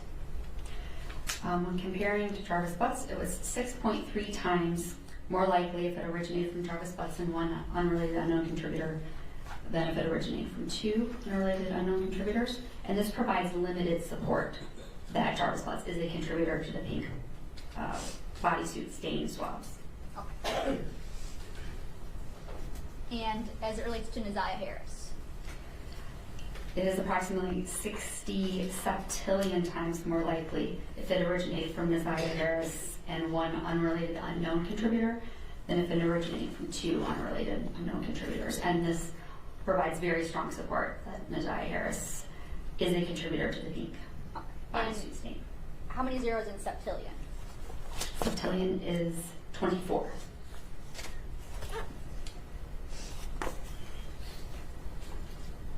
And then you interpreted the pink bodysuit, just regular swabs of it.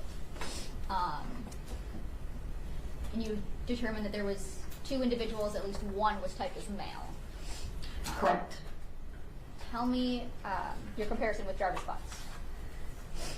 It was 24 trillion times more likely if it originated from 2 unrelated unknown contributors than if it originated from Jarvis Butts and 1 unrelated unknown contributor. And this provides very strong support that Jarvis Butts is not a contributor to the pink bodysuit swabs.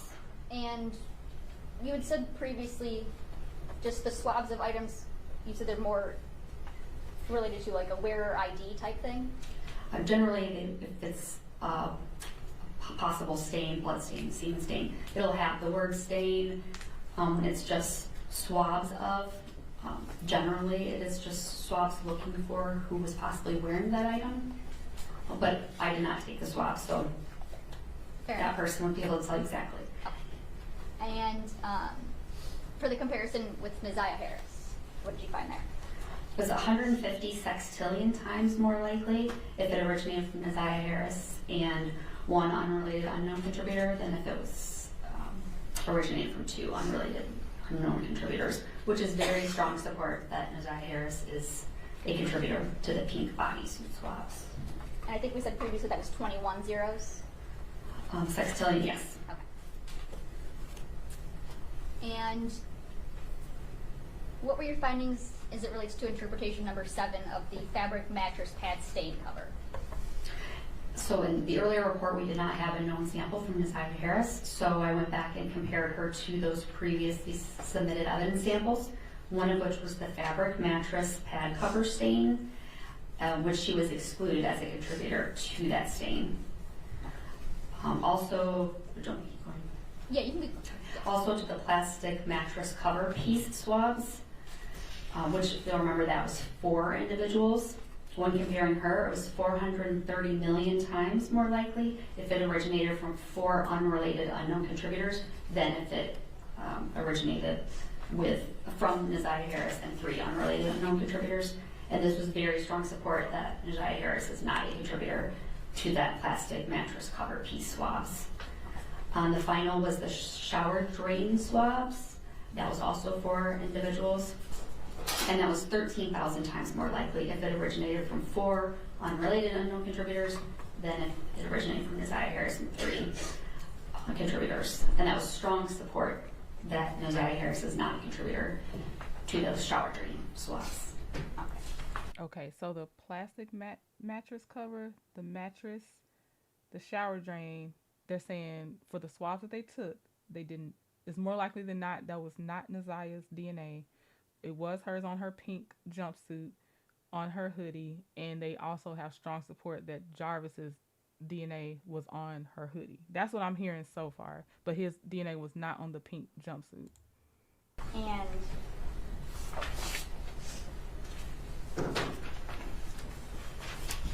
I don't think that they said the location of the mattress yet, but for those that are listening with us, let me know. Did I miss that? I feel like we're getting piecemealed, you know. It's not for us, but you know, so I don't know if they said it yet or it's going to come out through different witnesses where they pulled that mattress sample from. I don't know if they said it yet.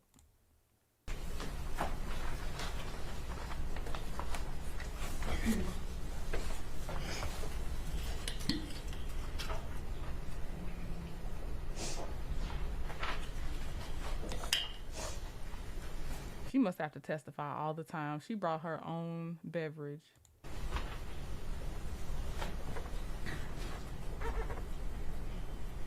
Nothing else at the time, Judge.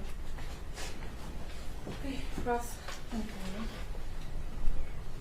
Good afternoon. Good afternoon. So when you receive the swabs, you said in separate tubes. Each swab or cutting or whatever you would be testing comes in a separate tube. Correct. And it's all labeled with a number that corresponds with the file that you're working on. Is that correct? Correct. Each one has its own ID, yes. Okay. And what other communication do you receive with those swabs? We have submission paperwork, and that is in our system loaded, as well as all of the worksheets from the analysis that we go through. There's chain of custody. I mean, all this is within our system, but we only receive that initial information when we submit it, that paperwork. Occasionally we'll have a police report or something, but in this case I didn't see one. You didn't have one in this case? I did not have one in my case file. Did you have any communication with Sergeant Shannon Jones before you did the testing? No, I didn't. Okay. Did you know, was there a name associated with this file that you knew of before you did the testing? There are, like I said, names within the case file. Generally, we process samples in batches, and we don't really look at all that before we get started until we sit down to actually write the case, and those profiles are already complete. Okay. And I'm going to try to get some information from you just on how that process works, because I have a limited understanding of DNA, so correct me when I mess up. But as I understand it, when you're running these samples, essentially you come up with, ultimately for interpretation, kind of a line that shows peaks, and that is those are the things that you're comparing. Is that fair to say?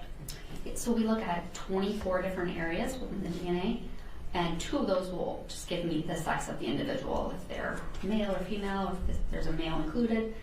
On the other 22, it will be 2 peaks basically at each location, and you'll have either 1 or 2 each individual. And there could also be other peaks. So typically you have some that are taller than others, but you could also have shorter peaks. Is that fair to say? If there's multiple people in that sample, I'll see maybe several peaks, and that's how I would determine how many individuals are in that sample. Or things that you might interpret as, I think they call it stutter. We possibly, it's a kind of a normal part of the system. There are these peaks that are expected, and they generally are filtered out. Occasionally they get a little high, but we know what they are. So. And I was going to say, so then when you see this chart, is that part of your interpretation to kind of exclude that as something of significance? The starter peaks? Yes. Yes. I would evaluate if any of those peaks could possibly be stutter or not. Okay. And I think you answered this, but I just want to make sure. How many loci did you test? There's 24 total loci. And that's what you tested? Correct. Okay. And that's of like the 3 million base pairs that exist, fair to say? And there's 150,000 loci in the human genome, correct? Is that right? Yeah, this is the standard for forensics testing, yes. It's 24.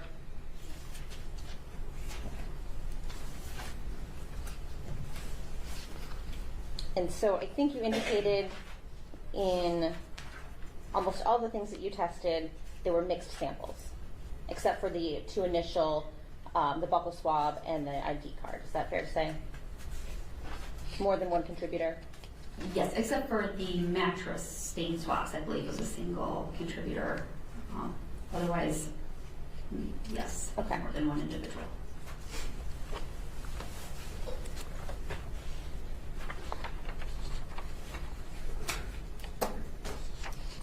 on the black hoodie swab, the non-stain swab, I think your report indicates, or your testimony was, that there were 3 contributors. Is that correct? I just wanted to kind of double check to be Of sure. course. Yep. Are you going to refer to your report to do that? Yes, my report. Okay. So the second, the 5BD, Yes. 5BD was only one individual, a female. I'm sorry. I guess I'm looking at.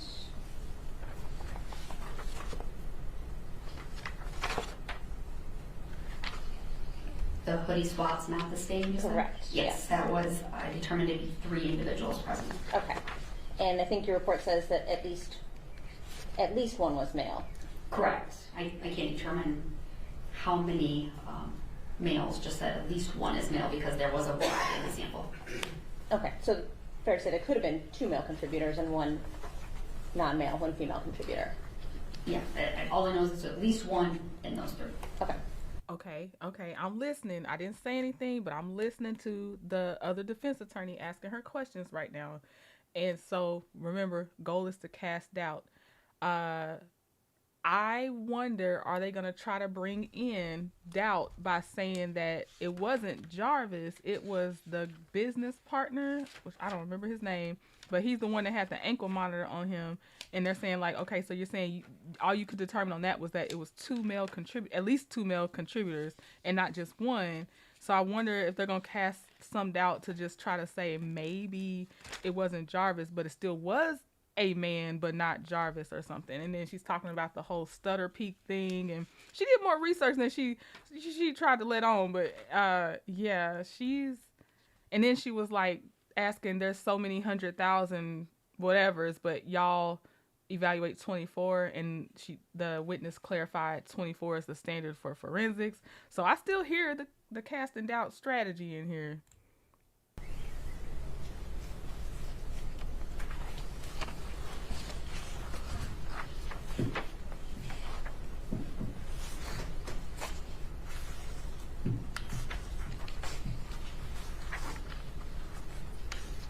Now, is it the program that determines the statistical number, the probability, or how is that determined?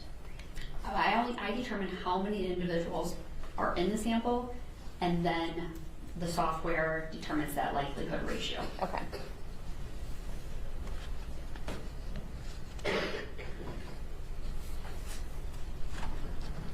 Because you're only receiving swabs or cuttings, you don't actually see pictures of what the items are that the stains came from or the swabs came from. Is that fair to say? Or do you?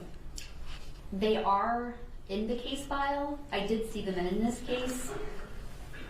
So sometimes I'll look at them, and sometimes I'll just write the report unless there's a need to see them. They're not always provided. But. Do those pictures indicate to you where the different samples might have been taken from, or the swabs may have been taken from? Yes, the pictures in this case were taken by the previous analysts that provided the samples to me. So she would have actually examined the evidence itself, took the pictures, as well as where any swabs or cuttings were taken. So the previous analyst would be testing for genetic material in general. Is that fair to say, like saliva, blood, semen, stuff like that? She's the one that's making that determination? Yes, she would do any body fluid testing, such as blood, semen, saliva, and then any swabs of just for skin cells. Okay. DNA can degrade over time, fair to say? Over time and in certain conditions, sure. Weather, stuff like that. Potentially as sunlight can degrade DNA. The elements in general, bacteria. Yes. Okay. And so when it degrades, does that mean that the DNA molecule itself is breaking down? Yes, it's degrading, yeah. And what is the impact of that on a DNA test? It could just be lower than it would have been. So there's still a profile, it's just lower. We also see a very specific pattern when something is degraded, where it, instead of peaks kind of being nice and straight, they kind of ski slope off. So we can identify it. Okay. Could it mean that you get an incomplete or a partial profile? Sure. Okay, there it goes as well. All right. Was that a factor at all in any of the swabs that you tested in this case? I didn't see any very specific, that pattern that I was talking about. I didn't see that. Some of the samples are lower, so they may have been possibly, if they were in the elements, degraded or diluted. Okay.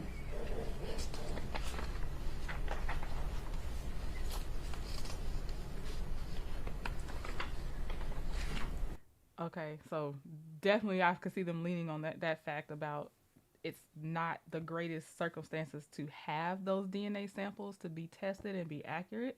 In their closing argument now, especially with them kind of focusing on the fact that there was another there were confirmed 2 male samples, that their closing argument for the defense would, to me, opening and closing, be something like, it is very tragic that a little girl is gone, and we do believe something may have happened to her, but we don't believe it was our client, but there was someone out there that is a bad person that did something to her. That's what I picture right now with their defense. So you mentioned that when you're looking at a profile, if you see a Y chromosome, that indicates to you that there's a male contributor to that sample. Correct. And try to say this in the least amount of words possible. And so if you have a mixed sample,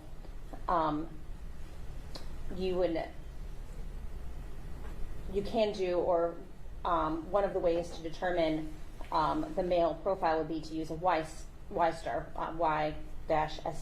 analysis. Is that correct? Yes, we do offer testing that specifically looks at only that Y chromosome in our lab, and I don't perform that testing personally. Somebody else would perform that? Yeah, so when we need it, they will perform it, yes. And what would indicate, or what would determine when that would be needed?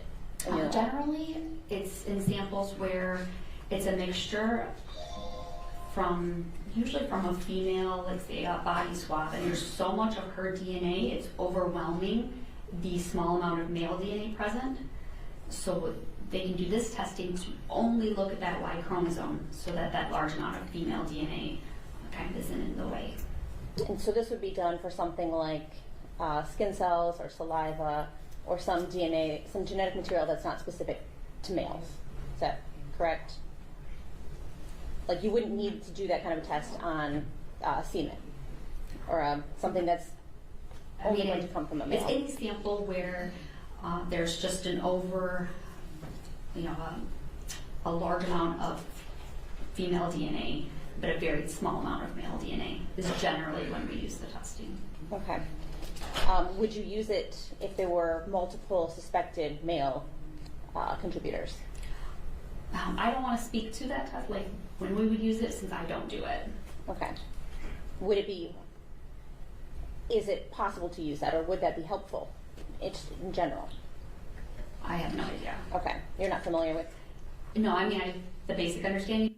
Yeah, she's another expert that is firmly standing within the scope of her expertise and not trying to answer questions that are outside of the scope of what she does. I respect it, because that's when some experts kind of get in trouble again. Just like our cell tower person, she stayed within the scope of what she could do, not what somebody else might do. You have to ask that person that's their expertise for. But since I don't actually perform it and I'm not trained in it, I don't want to speak to it. Okay. Is it the Y chromosome DNA, is that passed down to male offspring? But the male profile, so you're talking about the YSTR profile, it would be the same? Correct. Yes. Okay, from a father to a son. Correct. Okay. And that's the Y-STR DNA, right? The Yes. Y short tandem repeat. Correct, yes.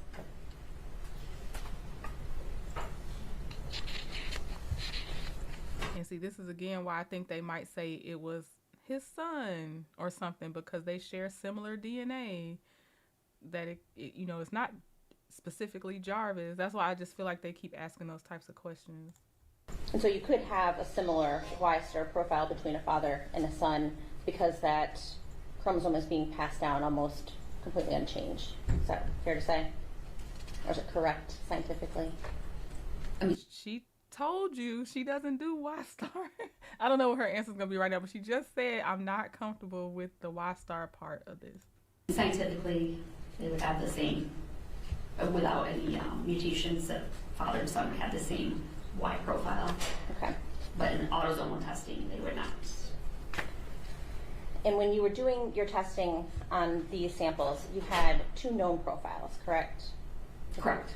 You were testing against Jarvis Butts. Correct. Yes, and Ziyah Harris. That's correct. You weren't testing it against any other males. No other references were submitted to us for comparisons. Okay. So a DNA test obviously can't tell you when DNA was deposited on an item. Is that correct? That's correct, yes. And it can't say how it came to be put there, right? Correct. Like it could be there's primary DNA, right? If I cut myself and I get blood on my shirt, that would be a primary transfer, right?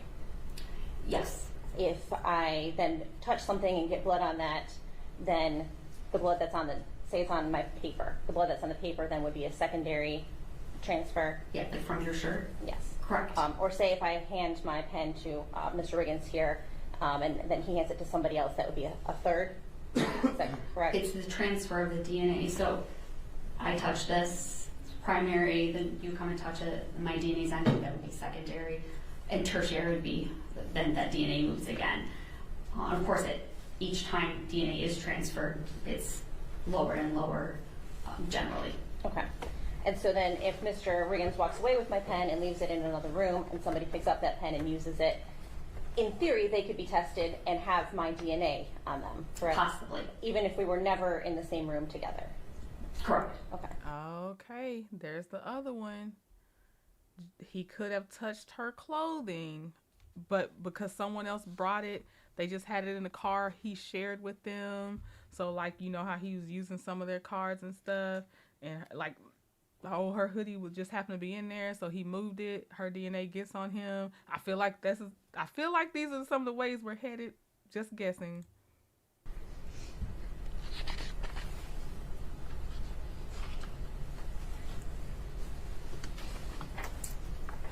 Transfer can occur also even like in a washing machine, right?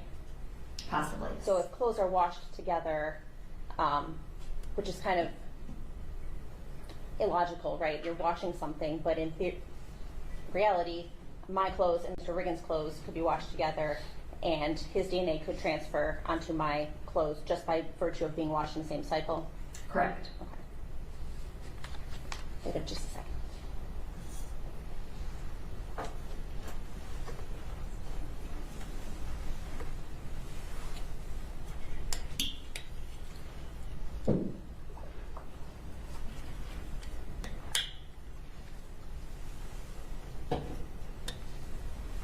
I don't have anything else. Thank you. Yes. Redirect? Just briefly. You asked some questions about YSTR testing. Would it be fair to say that that's kind of like a secondary test you would do if nothing comes up in autosomal DNA testing? Correct. That's when we look at that type of testing, is when we don't get results with autosomal. And is that because in autosomal testing would be a direct match as opposed to just a match on a Y chromosome? Yeah, to a Y profile that is shared. Yeah. Okay. So in these reports, you had known samples from Ziyah Harris and known samples from Jarvis Butts. Correct. Okay. And they were direct autosomal matches to Jarvis Butts. Well, we don't use match. Yeah. We would compare them directly. Yes. They were direct comparisons to Jarvis Butts' DNA. Correct. Okay. And so I believe, as you said, he would share Y DNA with his biologically related male children. Correct. But his X DNA would not be the same as his biologically related male children. No, we get half our DNA from our mom, half our DNA from our father. That's what makes up your DNA profile. So if he has a male son, their DNA would not it would only be compared comparatively to the Y chromosomes, not the X chromosome. Yes, so father and son, they would not have the same profile, but they would have the same Y profile, which is not the testing that was done in this case. Right. This was direct autosomal comparison. Correct. Okay. And is it fair to say that people shed or produce or leave DNA at different rates? Yes, everyone is different. How much DNA do you leave behind when you touch something? Things like blood, semen, saliva, we would expect there to be more DNA present in those types of samples versus just touching something in skin cells. And given that people can shed DNA at a different rate, if that's kind of the right way I'm wording it, you can't say whether or not something was a primary transfer or a secondary transfer based on the amount of DNA present. No, I can't say at all how it got there, or even if it's a body fluid. I mean, I don't do any body fluid testing, so I can only say what the DNA is and not where it came from or the type of possible fluids.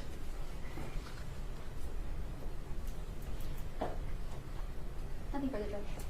Nothing else. Thank you. Okay, thank you. We're all done testifying. All right. I feel like I'm obligated to finish this out. I see 2 more witnesses here. So we're going into the next witness. So we actually might have gotten through all the witnesses they plan on bringing, because she was witness number 3. He'll be number 4. And then there's a number 5. Okay, but let me get to where he's getting on the stand. Here we go. Did you state your name for the record, sir? George Harris. And just like that. Without breaking it. You can just take it off the list too. It's easy. And what do you do currently for a living, sir? I'm a school safety liaison. Okay. And going back to January of 2024, where were you employed at that time? Detroit Public Schools Police. And what did you do for the Detroit Public Schools Police Department at that time? I was a lieutenant. And assigned to an investigative division or something else? I was in charge of the Western Patrol Division and our intelligence unit. Okay. And did that include, at least on the intelligence unit side, some investigatory roles? Yes, it did. Okay. And were you involved in the disappearance and homicide investigation into Ziyah Harris? Yes, I was. And how did you become involved in that, sir? The initial report came in that she was missing. A detective was assigned to it. She liaisoned back to me that Ziyah had a social media account and had communicated through text now. So anytime there was a cyber-related nexus or anything having to do with cell phones or digital communications, I was the person who had handled it with the district for years. And what is the reason you would handle the sort of cyber or internet portions of investigations? I have the training and experience. And as part of the investigation, did you do an initial search warrant to TextNow? Yes. Okay, and did you get an initial return for that? Yes. Okay, and were those from the dates of January 8th, 2024 to January 26th, 2024, if you remember? That sounds about right? Yes. Okay. It didn't go back before January 8th at that time, correct? That's correct. Okay. I will come back to that in a second, but the initial agency investigating Ziyah's case, was that Detroit Public Schools Police Department? That's correct. Okay. And when did that investigation begin? January 9th, her grandmother reported her missing. One of our officers, Officer Wolfe, I believe it was, went out to the school. January 9th or January 10th? Because she slept good in her bed January 9th and then went to the school January 10th from what she testified to. And that's what I've been fussing about. So I need clarity on, did she report Ziyah missing on the 10th or the 9th? School took the report. Canvas was done. Detective Gardner was assigned to the case. And then from there, she liaisoned with me, and I started making my notifications and started working on it from the... You said January 9th the report was made? The 10th, I'm sorry. The 10th? Okay. Thank you for that clarification, because I'm like, no. So that's when the investigation began, and that's when you became notified of this case, correct? Correct. And did the investigation stay with the Detroit Public Schools Police Department for the entirety of until today? No. When was it transferred and to who was it transferred? It was transferred to Sergeant Shannon Jones sometime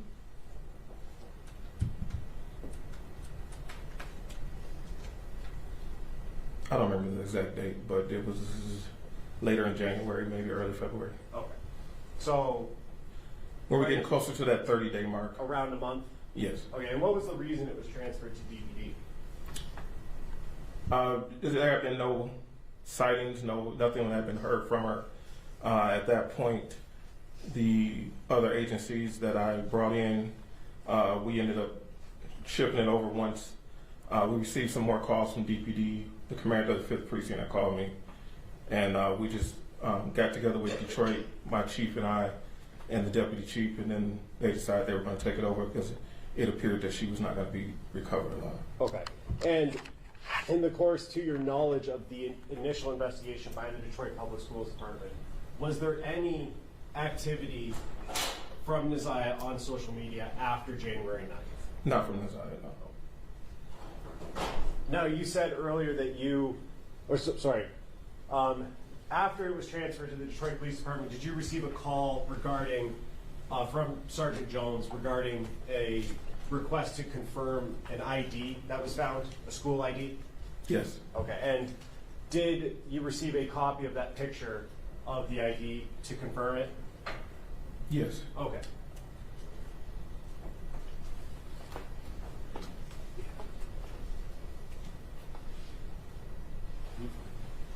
And the picture that was sent to you, did you confirm that as Ziyah Harris's grade 8 identification card?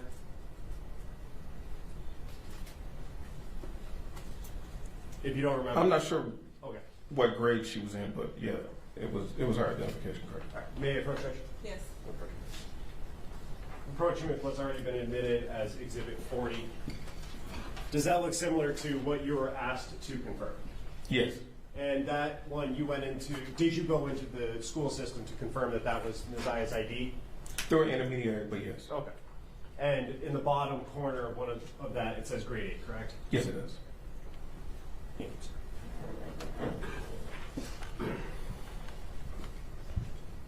And you had said earlier that you did an initial search warrant to text now to receive some messages, correct?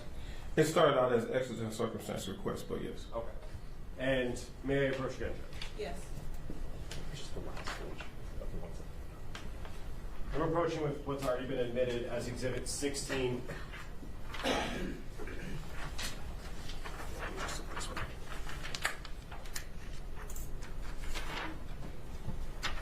And if you could take a look at that, I'm handing you the last page of Exhibit 16. Does that look familiar to you, sir? Yes. And are those some of the messages that you got from the search warrant that you did to text now? Yes. And are there on that page that you're holding 3 highlighted ones on the bottom of that message or of that page? Yes. And the first highlighted one, is there a number associated with whether that it was sent or received from or to? Yes. And can you read that number for the court, please? 313-585-8719. And was the first message that's highlighted there, was that a sent or received message? It was a sent message. Indicating that it came from the owner of the Text Now account, correct? Correct. And what does that message say? Don't forget to be there before 3. I will let you know when I'm leaving school. If you're not there, I will wait. And to be clear, the owner of the account that you did a search warrant on, you believe to be Ziyah Harris, correct? That is correct. And then the second message down from that, second to last message on that page, is that a sent or received message? It's a sent message. And who is it sent to, the number? 313-585-8719. And what does that message say? Send okay if you send the message so I can delete your number. And then the last message on that page first, is that a sent or received message to that account? Received. So the owner of the account would have received that message from someone else? Yes. And what's the number that sent the message to that Text Now account? 313-585-8719. And what is that message? Okay. And what are the dates of those messages?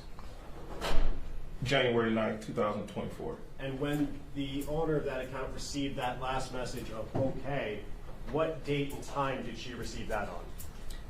January 9th, 2024 at 14:23:10 UTC.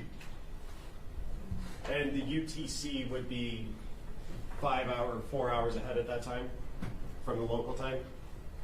Correct. Okay. And so that would have been at 10 a.m. or so? That would have been 9:23 a.m.? Yes. Okay. I have nothing further. Okay, boss. I saw Vanessa in the chat. I got to rewind just for a second to get that last timestamp that he was talking about on here, and then we'll get to our last witness. Correct. Okay. And the UTC would be 4 hours ahead at that time from the local time? Correct. Okay. And so that would have been at 10 a.m. or so? That would have been 9:23 a.m.? Yes. Okay. I have nothing further. And I'm guessing 9:23 a.m. was when Ziyah, and I'm saying guessing because I'm going back and forth, but 9:23 a.m. was when Ziyah was trying to text Jarvis Butts about meeting by 3 p.m. and saying, okay, if you see this, let me know so I can delete your number and all that stuff. So I feel like that's the only time they stated, but okay, I'll let him, the defense attorneys are coming in next, I believe. Boss.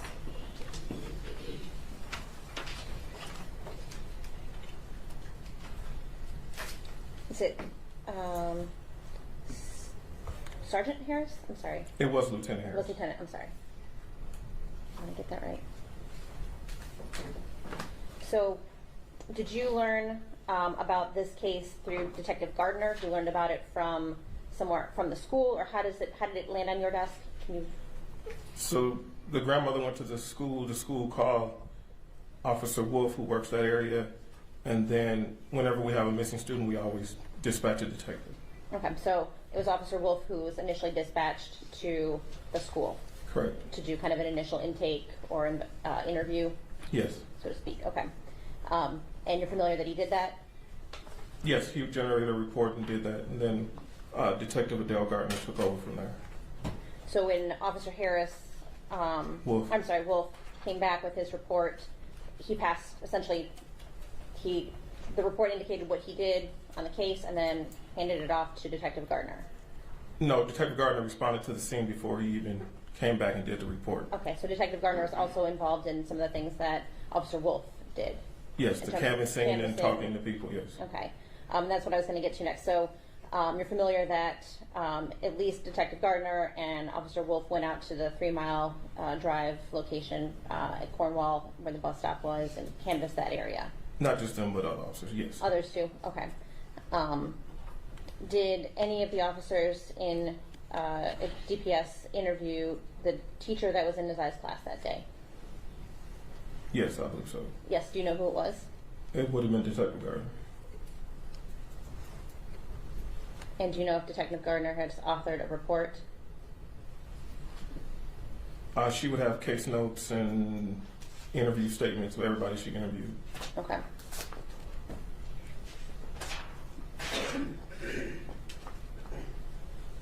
Did you follow up on anything that Officer Wolfe did or that he left open in his report to do? Not personally, I was just directing the efforts of Detective Gardner as whatever guidance she needed or help. Okay. And one of the things that she requested of you was to do the search warrant for the text now? The text now, Instagram. Okay. And did you receive anything back from Instagram? Yes, I received back to her Ziyah's Instagram account information. Okay.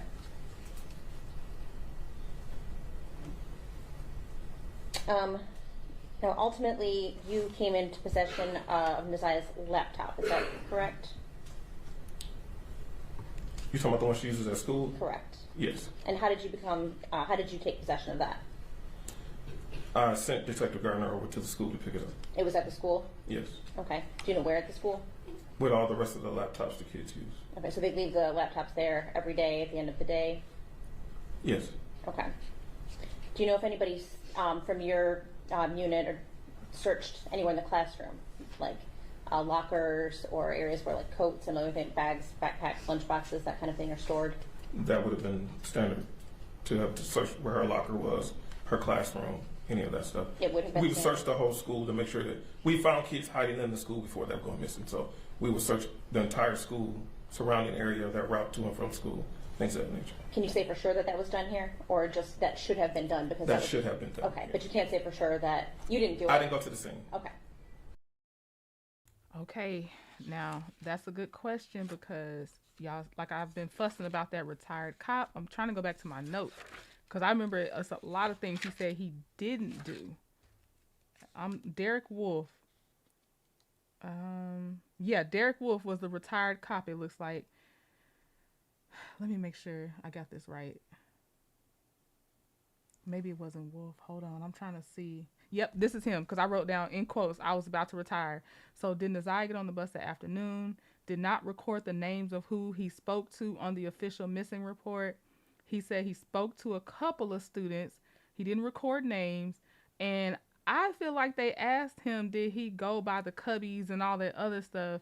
And it basically led to, I was about to retire. That was going to be somebody else's job. I have to go back. I will be watching his thing again. I have to watch his again.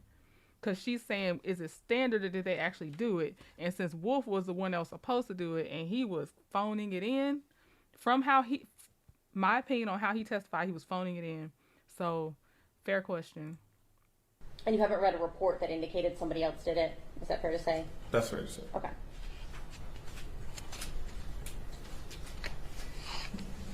Now you also were shown a picture of Ziyah's 8th grade ID card from the school? Yes. Okay. Do you know when that ID card was issued to Ziyah? It should have been the beginning of the school year. Okay. So then it would have been end of August? Yes. Or, yeah, because we started before Labor Day again last year. Okay. Other than the warrant and giving the laptop over to DPD, did you do anything else yourself in this case? Yes. What else? Went back out to the school, interviewed some students, got some more information from some of Ziyah's friends, different from what they had given earlier. Spoke with her little sister, spoke with the grandmother, got the release for her dental records, picked up the toothbrush, went out on a couple more canvases, things of that nature. Okay. Now you mentioned that you passed this case off, or your department passed this case off to DPD at about the 30-day mark? Somewhere around there. It may have been a little after, because right around the 30-day mark is when I would have went and got the toothbrush, so we still had it then, because you have to make that update in the system when you get close to the 30-day mark. So the case was opened on January 10th, correct? Correct. And was it the 13th of February that you gave the laptop to the Detroit police? Do you recall? That sounds about right, around Valentine's Day. Okay. And would that have been about the last thing that you did at that point? Yes. Okay. And that's right around a 30-day window, fair to say? A little bit past at that point. Okay. Now is that 30-day window, is that kind of a standard protocol, or is there something that kind of where your jurisdiction kind of expires and you pass it on to a different agency?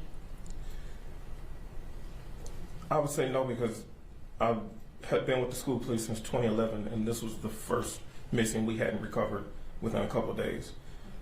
So normally we would, continue on with our cases. But once it got to that point, once we suspect, it could be a possible homicide, then the jurisdiction goes back to Detroit. So that's kind of how we went. Would it be fair to say that once you had kind of exhausted your tools?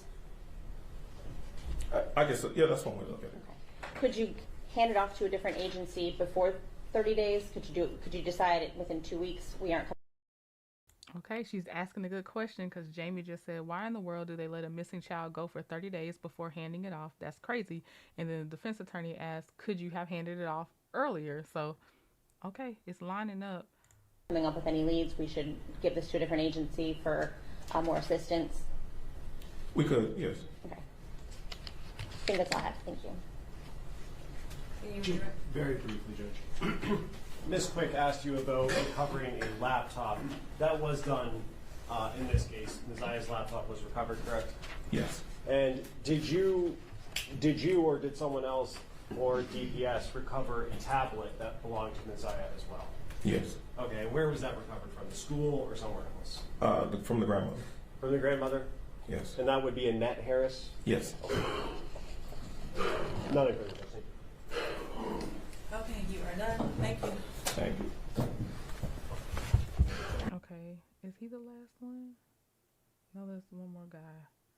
But it looks like his might get interrupted. I don't know. I might have to find that last guy somewhere else. Yeah, because they're in the middle of his testimony on this one, so I'll try to find him on something else.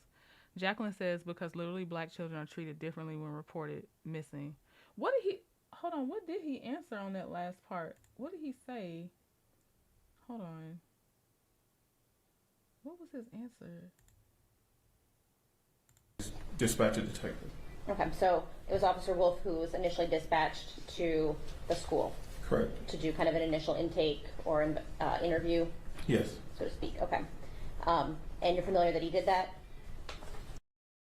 I feel like I went too far back. What was his answer when she asked him, could you have done it earlier, handed it off earlier? Yeah, I guess either they're not sent home with homework. I don't know if some schools don't send them home with homework because the question is, how are the kids doing homework and stuff if they leave the laptops at school every day? I know I've heard of some schools that are like trying to relieve kids of having to do as much homework at home and do more of it at school. So I don't know if that's the type of school she was in or not, but yeah, because I don't know. I'm not sure. I want to go back and find that retired police officer's testimony. He didn't take long. I probably would clip him out anyway. So, and I want to also clip out that DNA expert too, I think. So if y'all are staying with me, I'm gonna go find his interview again real fast. If y'all will hold on with me. If not, I understand. Just let me see here. Nope. Oh, okay. I'm about to get it because I need to watch it, knowing what the standard was and then what he actually said he did. I need to see. So let me see here. Let's see if I can get. I think this one's it.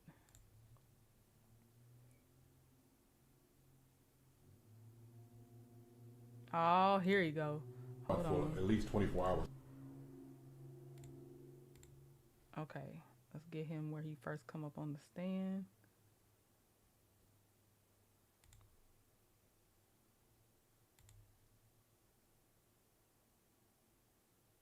Relationship with him, only a working relationship in which he comes to the courtroom in 234 to do his job as a court officer.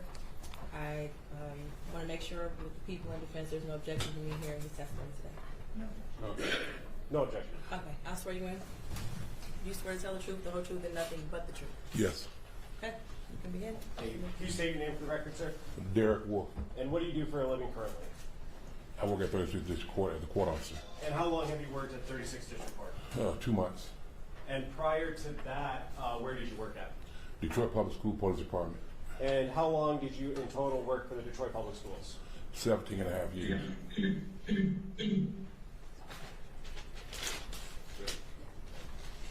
You worked for DPS for 17 and a half years? Yes. And how long have you been in law enforcement in total? 39 years.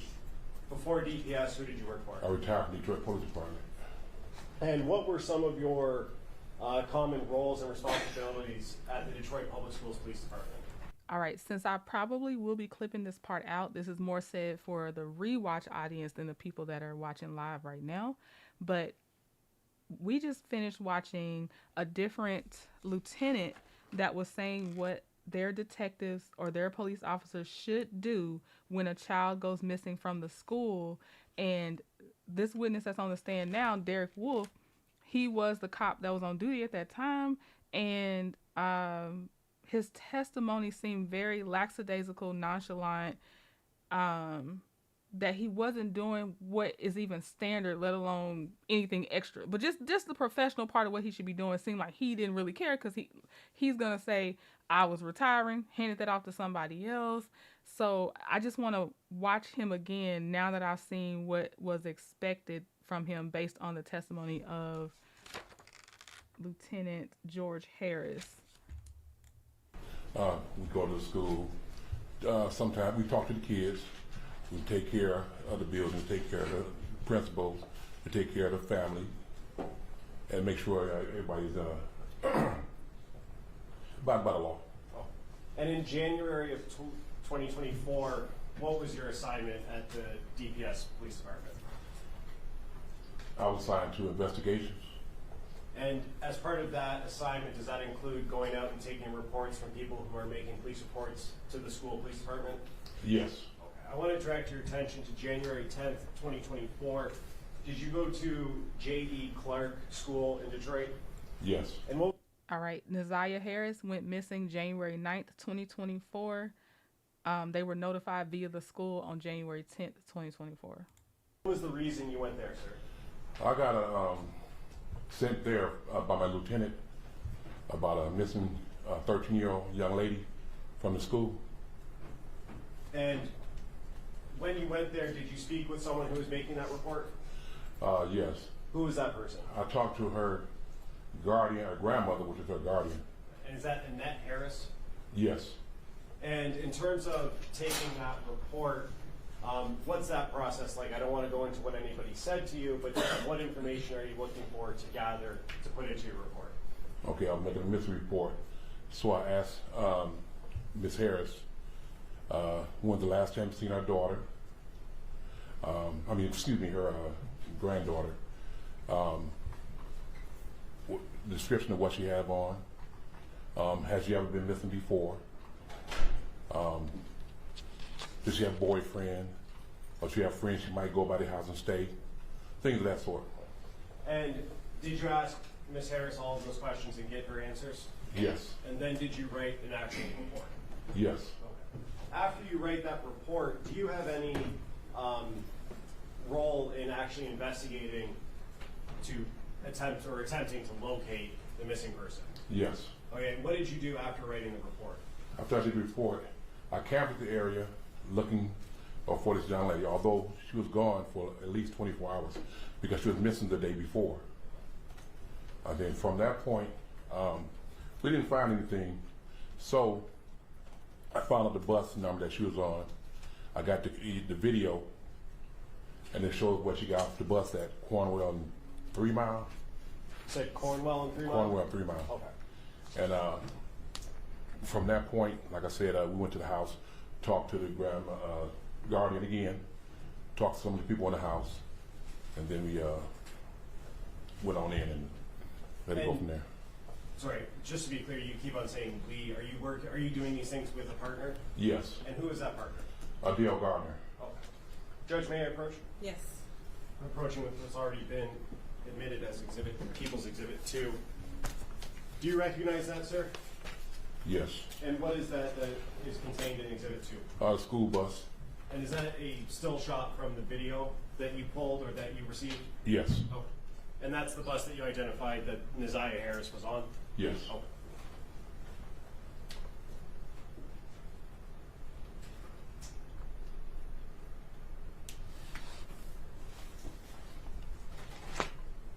May I have one moment, Judge? Yes.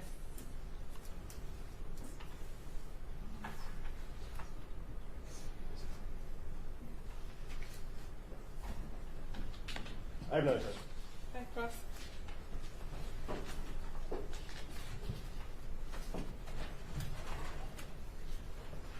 Good afternoon. Thank you. Mr. Wolfe, you were dispatched to the J.E. Clark School because you're an investigator for DPS.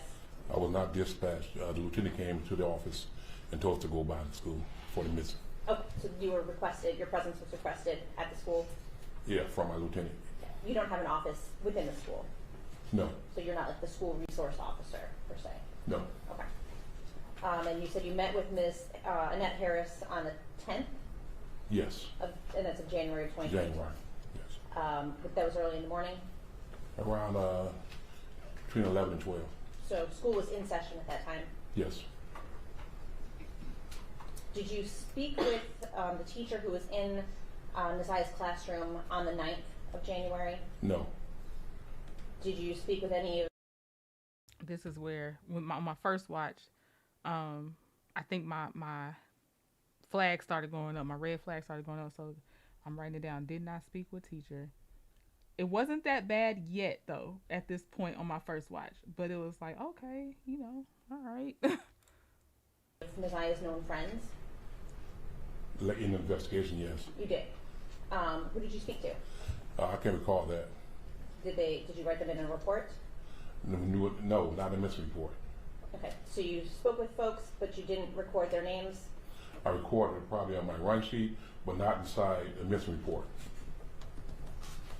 And you didn't take statements from anybody? No, not at the time. Ever? No. Okay. Did you speak with anybody else at the school about Ziyah, either on the 10th or any time after that? Only other chance I talked to the guardian, which is the grandmother, and a couple of students. A couple? Yes. Okay. Do you know how many? A couple, two. Two. Okay. Just one. Okay. Yeah, Janetta says, why wouldn't he speak with her teacher? I was hoping for explanation. The teacher was off that day or something. Not just, I didn't, because you're leaving it for me to interpret. You just didn't go find her. Not she wasn't available for you to ask. Not recording names in an official report. Again, the lieutenant that we just saw, if this is a clip, you're going to see that in the long form video. But what we had just watched was that the lieutenant said that it was standard that they, should record names. He said some other things would be standard, and the defense attorney kept asking him, "It's standard, but is that what Derek Wolfe did?" He didn't take official statements from anybody, but it's about a missing child that's been missing the previous day. And then he said he wrote names on his right sheet or whatever he called it, but not on his official report. How does that help anybody? I'll let it keep going, but Make sure we have the same definition of a couple.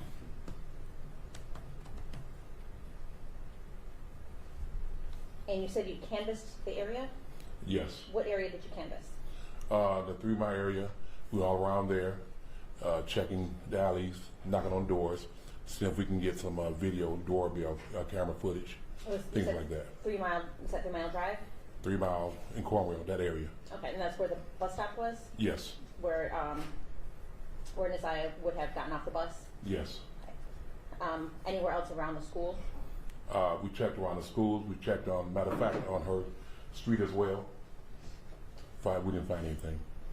In her classroom, does she have a locker or a cubby or anything where she stores items? I can answer that question. You don't know? I don't know. Fair to say then that you didn't.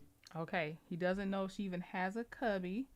And the previous lieutenant was asked, is it standard for y'all to check around their cubbies where their jackets and stuff are kept? And he was like, yeah, that's what we do. And she was like, well, that's what you should do. Is that what happened for this one? And he doesn't even know that if she had one or not. Check. I may have, but I can't recall right now because it's been such a long time. Is there a report that documents whether you did or not? No. Okay.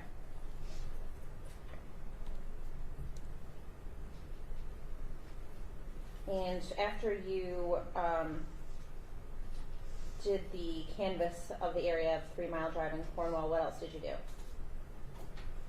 I went back to the station, advised the lieutenant of what we came up with. Which was what? Which was, I talked to the parent, the grandparent, talked to a couple of students. We didn't find anything from doing our search of the area. So did you do anything else in regards to investigating? No, I did not, because I was getting ready to retire, so I was done. That's the part that sealed it for me, that he did not give what is normally given to a missing person. No, I did not do anything else because I was about to retire. I was done. I am disappointed that he was even called to go out and do anything being that close to retirement. I kind of am. I feel like just go ahead and finish it out processing, because we need people with their head still in the game when it comes to a missing child or missing person. So I'm disappointed in them for even sending him, because this is what you get. I'm sure we'll hear from Detective Gardner later for what, I think it's a she, what she's going to say that she did. But for him, I feel like when he keeps saying we, I don't know if it was a we or mostly Detective Gardner right now was doing it. But that's what got me. That, and then he has one more statement that he's going to make, and I was like, oh, you're sorry. In my eyes, sorry. Okay. I don't have anything further. Any redirect? Very briefly, Judge. How long, you were first notified about this on the 10th, correct? Yes. And how long did you stay involved in the investigation? That day. Okay, so your activities that Ms. Quick asked you about contained all happened on the 10th of January? Yes. What happened to the investigation after the 10th? If someone else's investigation would have took over, besides me, because once again I was leaving, but I gave all the information that I had along with my run sheet as well. So it was passed off to another investigator? Yeah, it would be. Yeah. Okay. And then are you aware of what happened after that? No. Okay. And you said that on the 10th, your lieutenant came in and asked you to go to J.E. Clark? Yes. And who is your lieutenant? At the time, it was George Harris. Okay. I know you're pretty good. I just, clarification, you said you were leaving. Are you mean leaving DPS or leaving Yeah, for the day? retiring. Okay, thank you. Any questions based off of my question? No, Judge. Okay, you were all done. It just doesn't sit right with me. And if I can't articulate it well enough, I apologize. But I'm going to tell you what, I'm still hard on him. Even if I can't find the right words to explain it, I don't like his level of effort. I don't like how he came on this stand. I don't like it. So that's where we'll end. And I'll try to remember to pick up on the last witness for this would be January 7th pretrial day. And then we'll be going into the January 8th pretrial day. Yeah, he's done. He certainly is done, Jacqueline. All right. Thank y'all for hanging in there with me. I will see y'all sometime this week. All right. Talk to you later. Bye.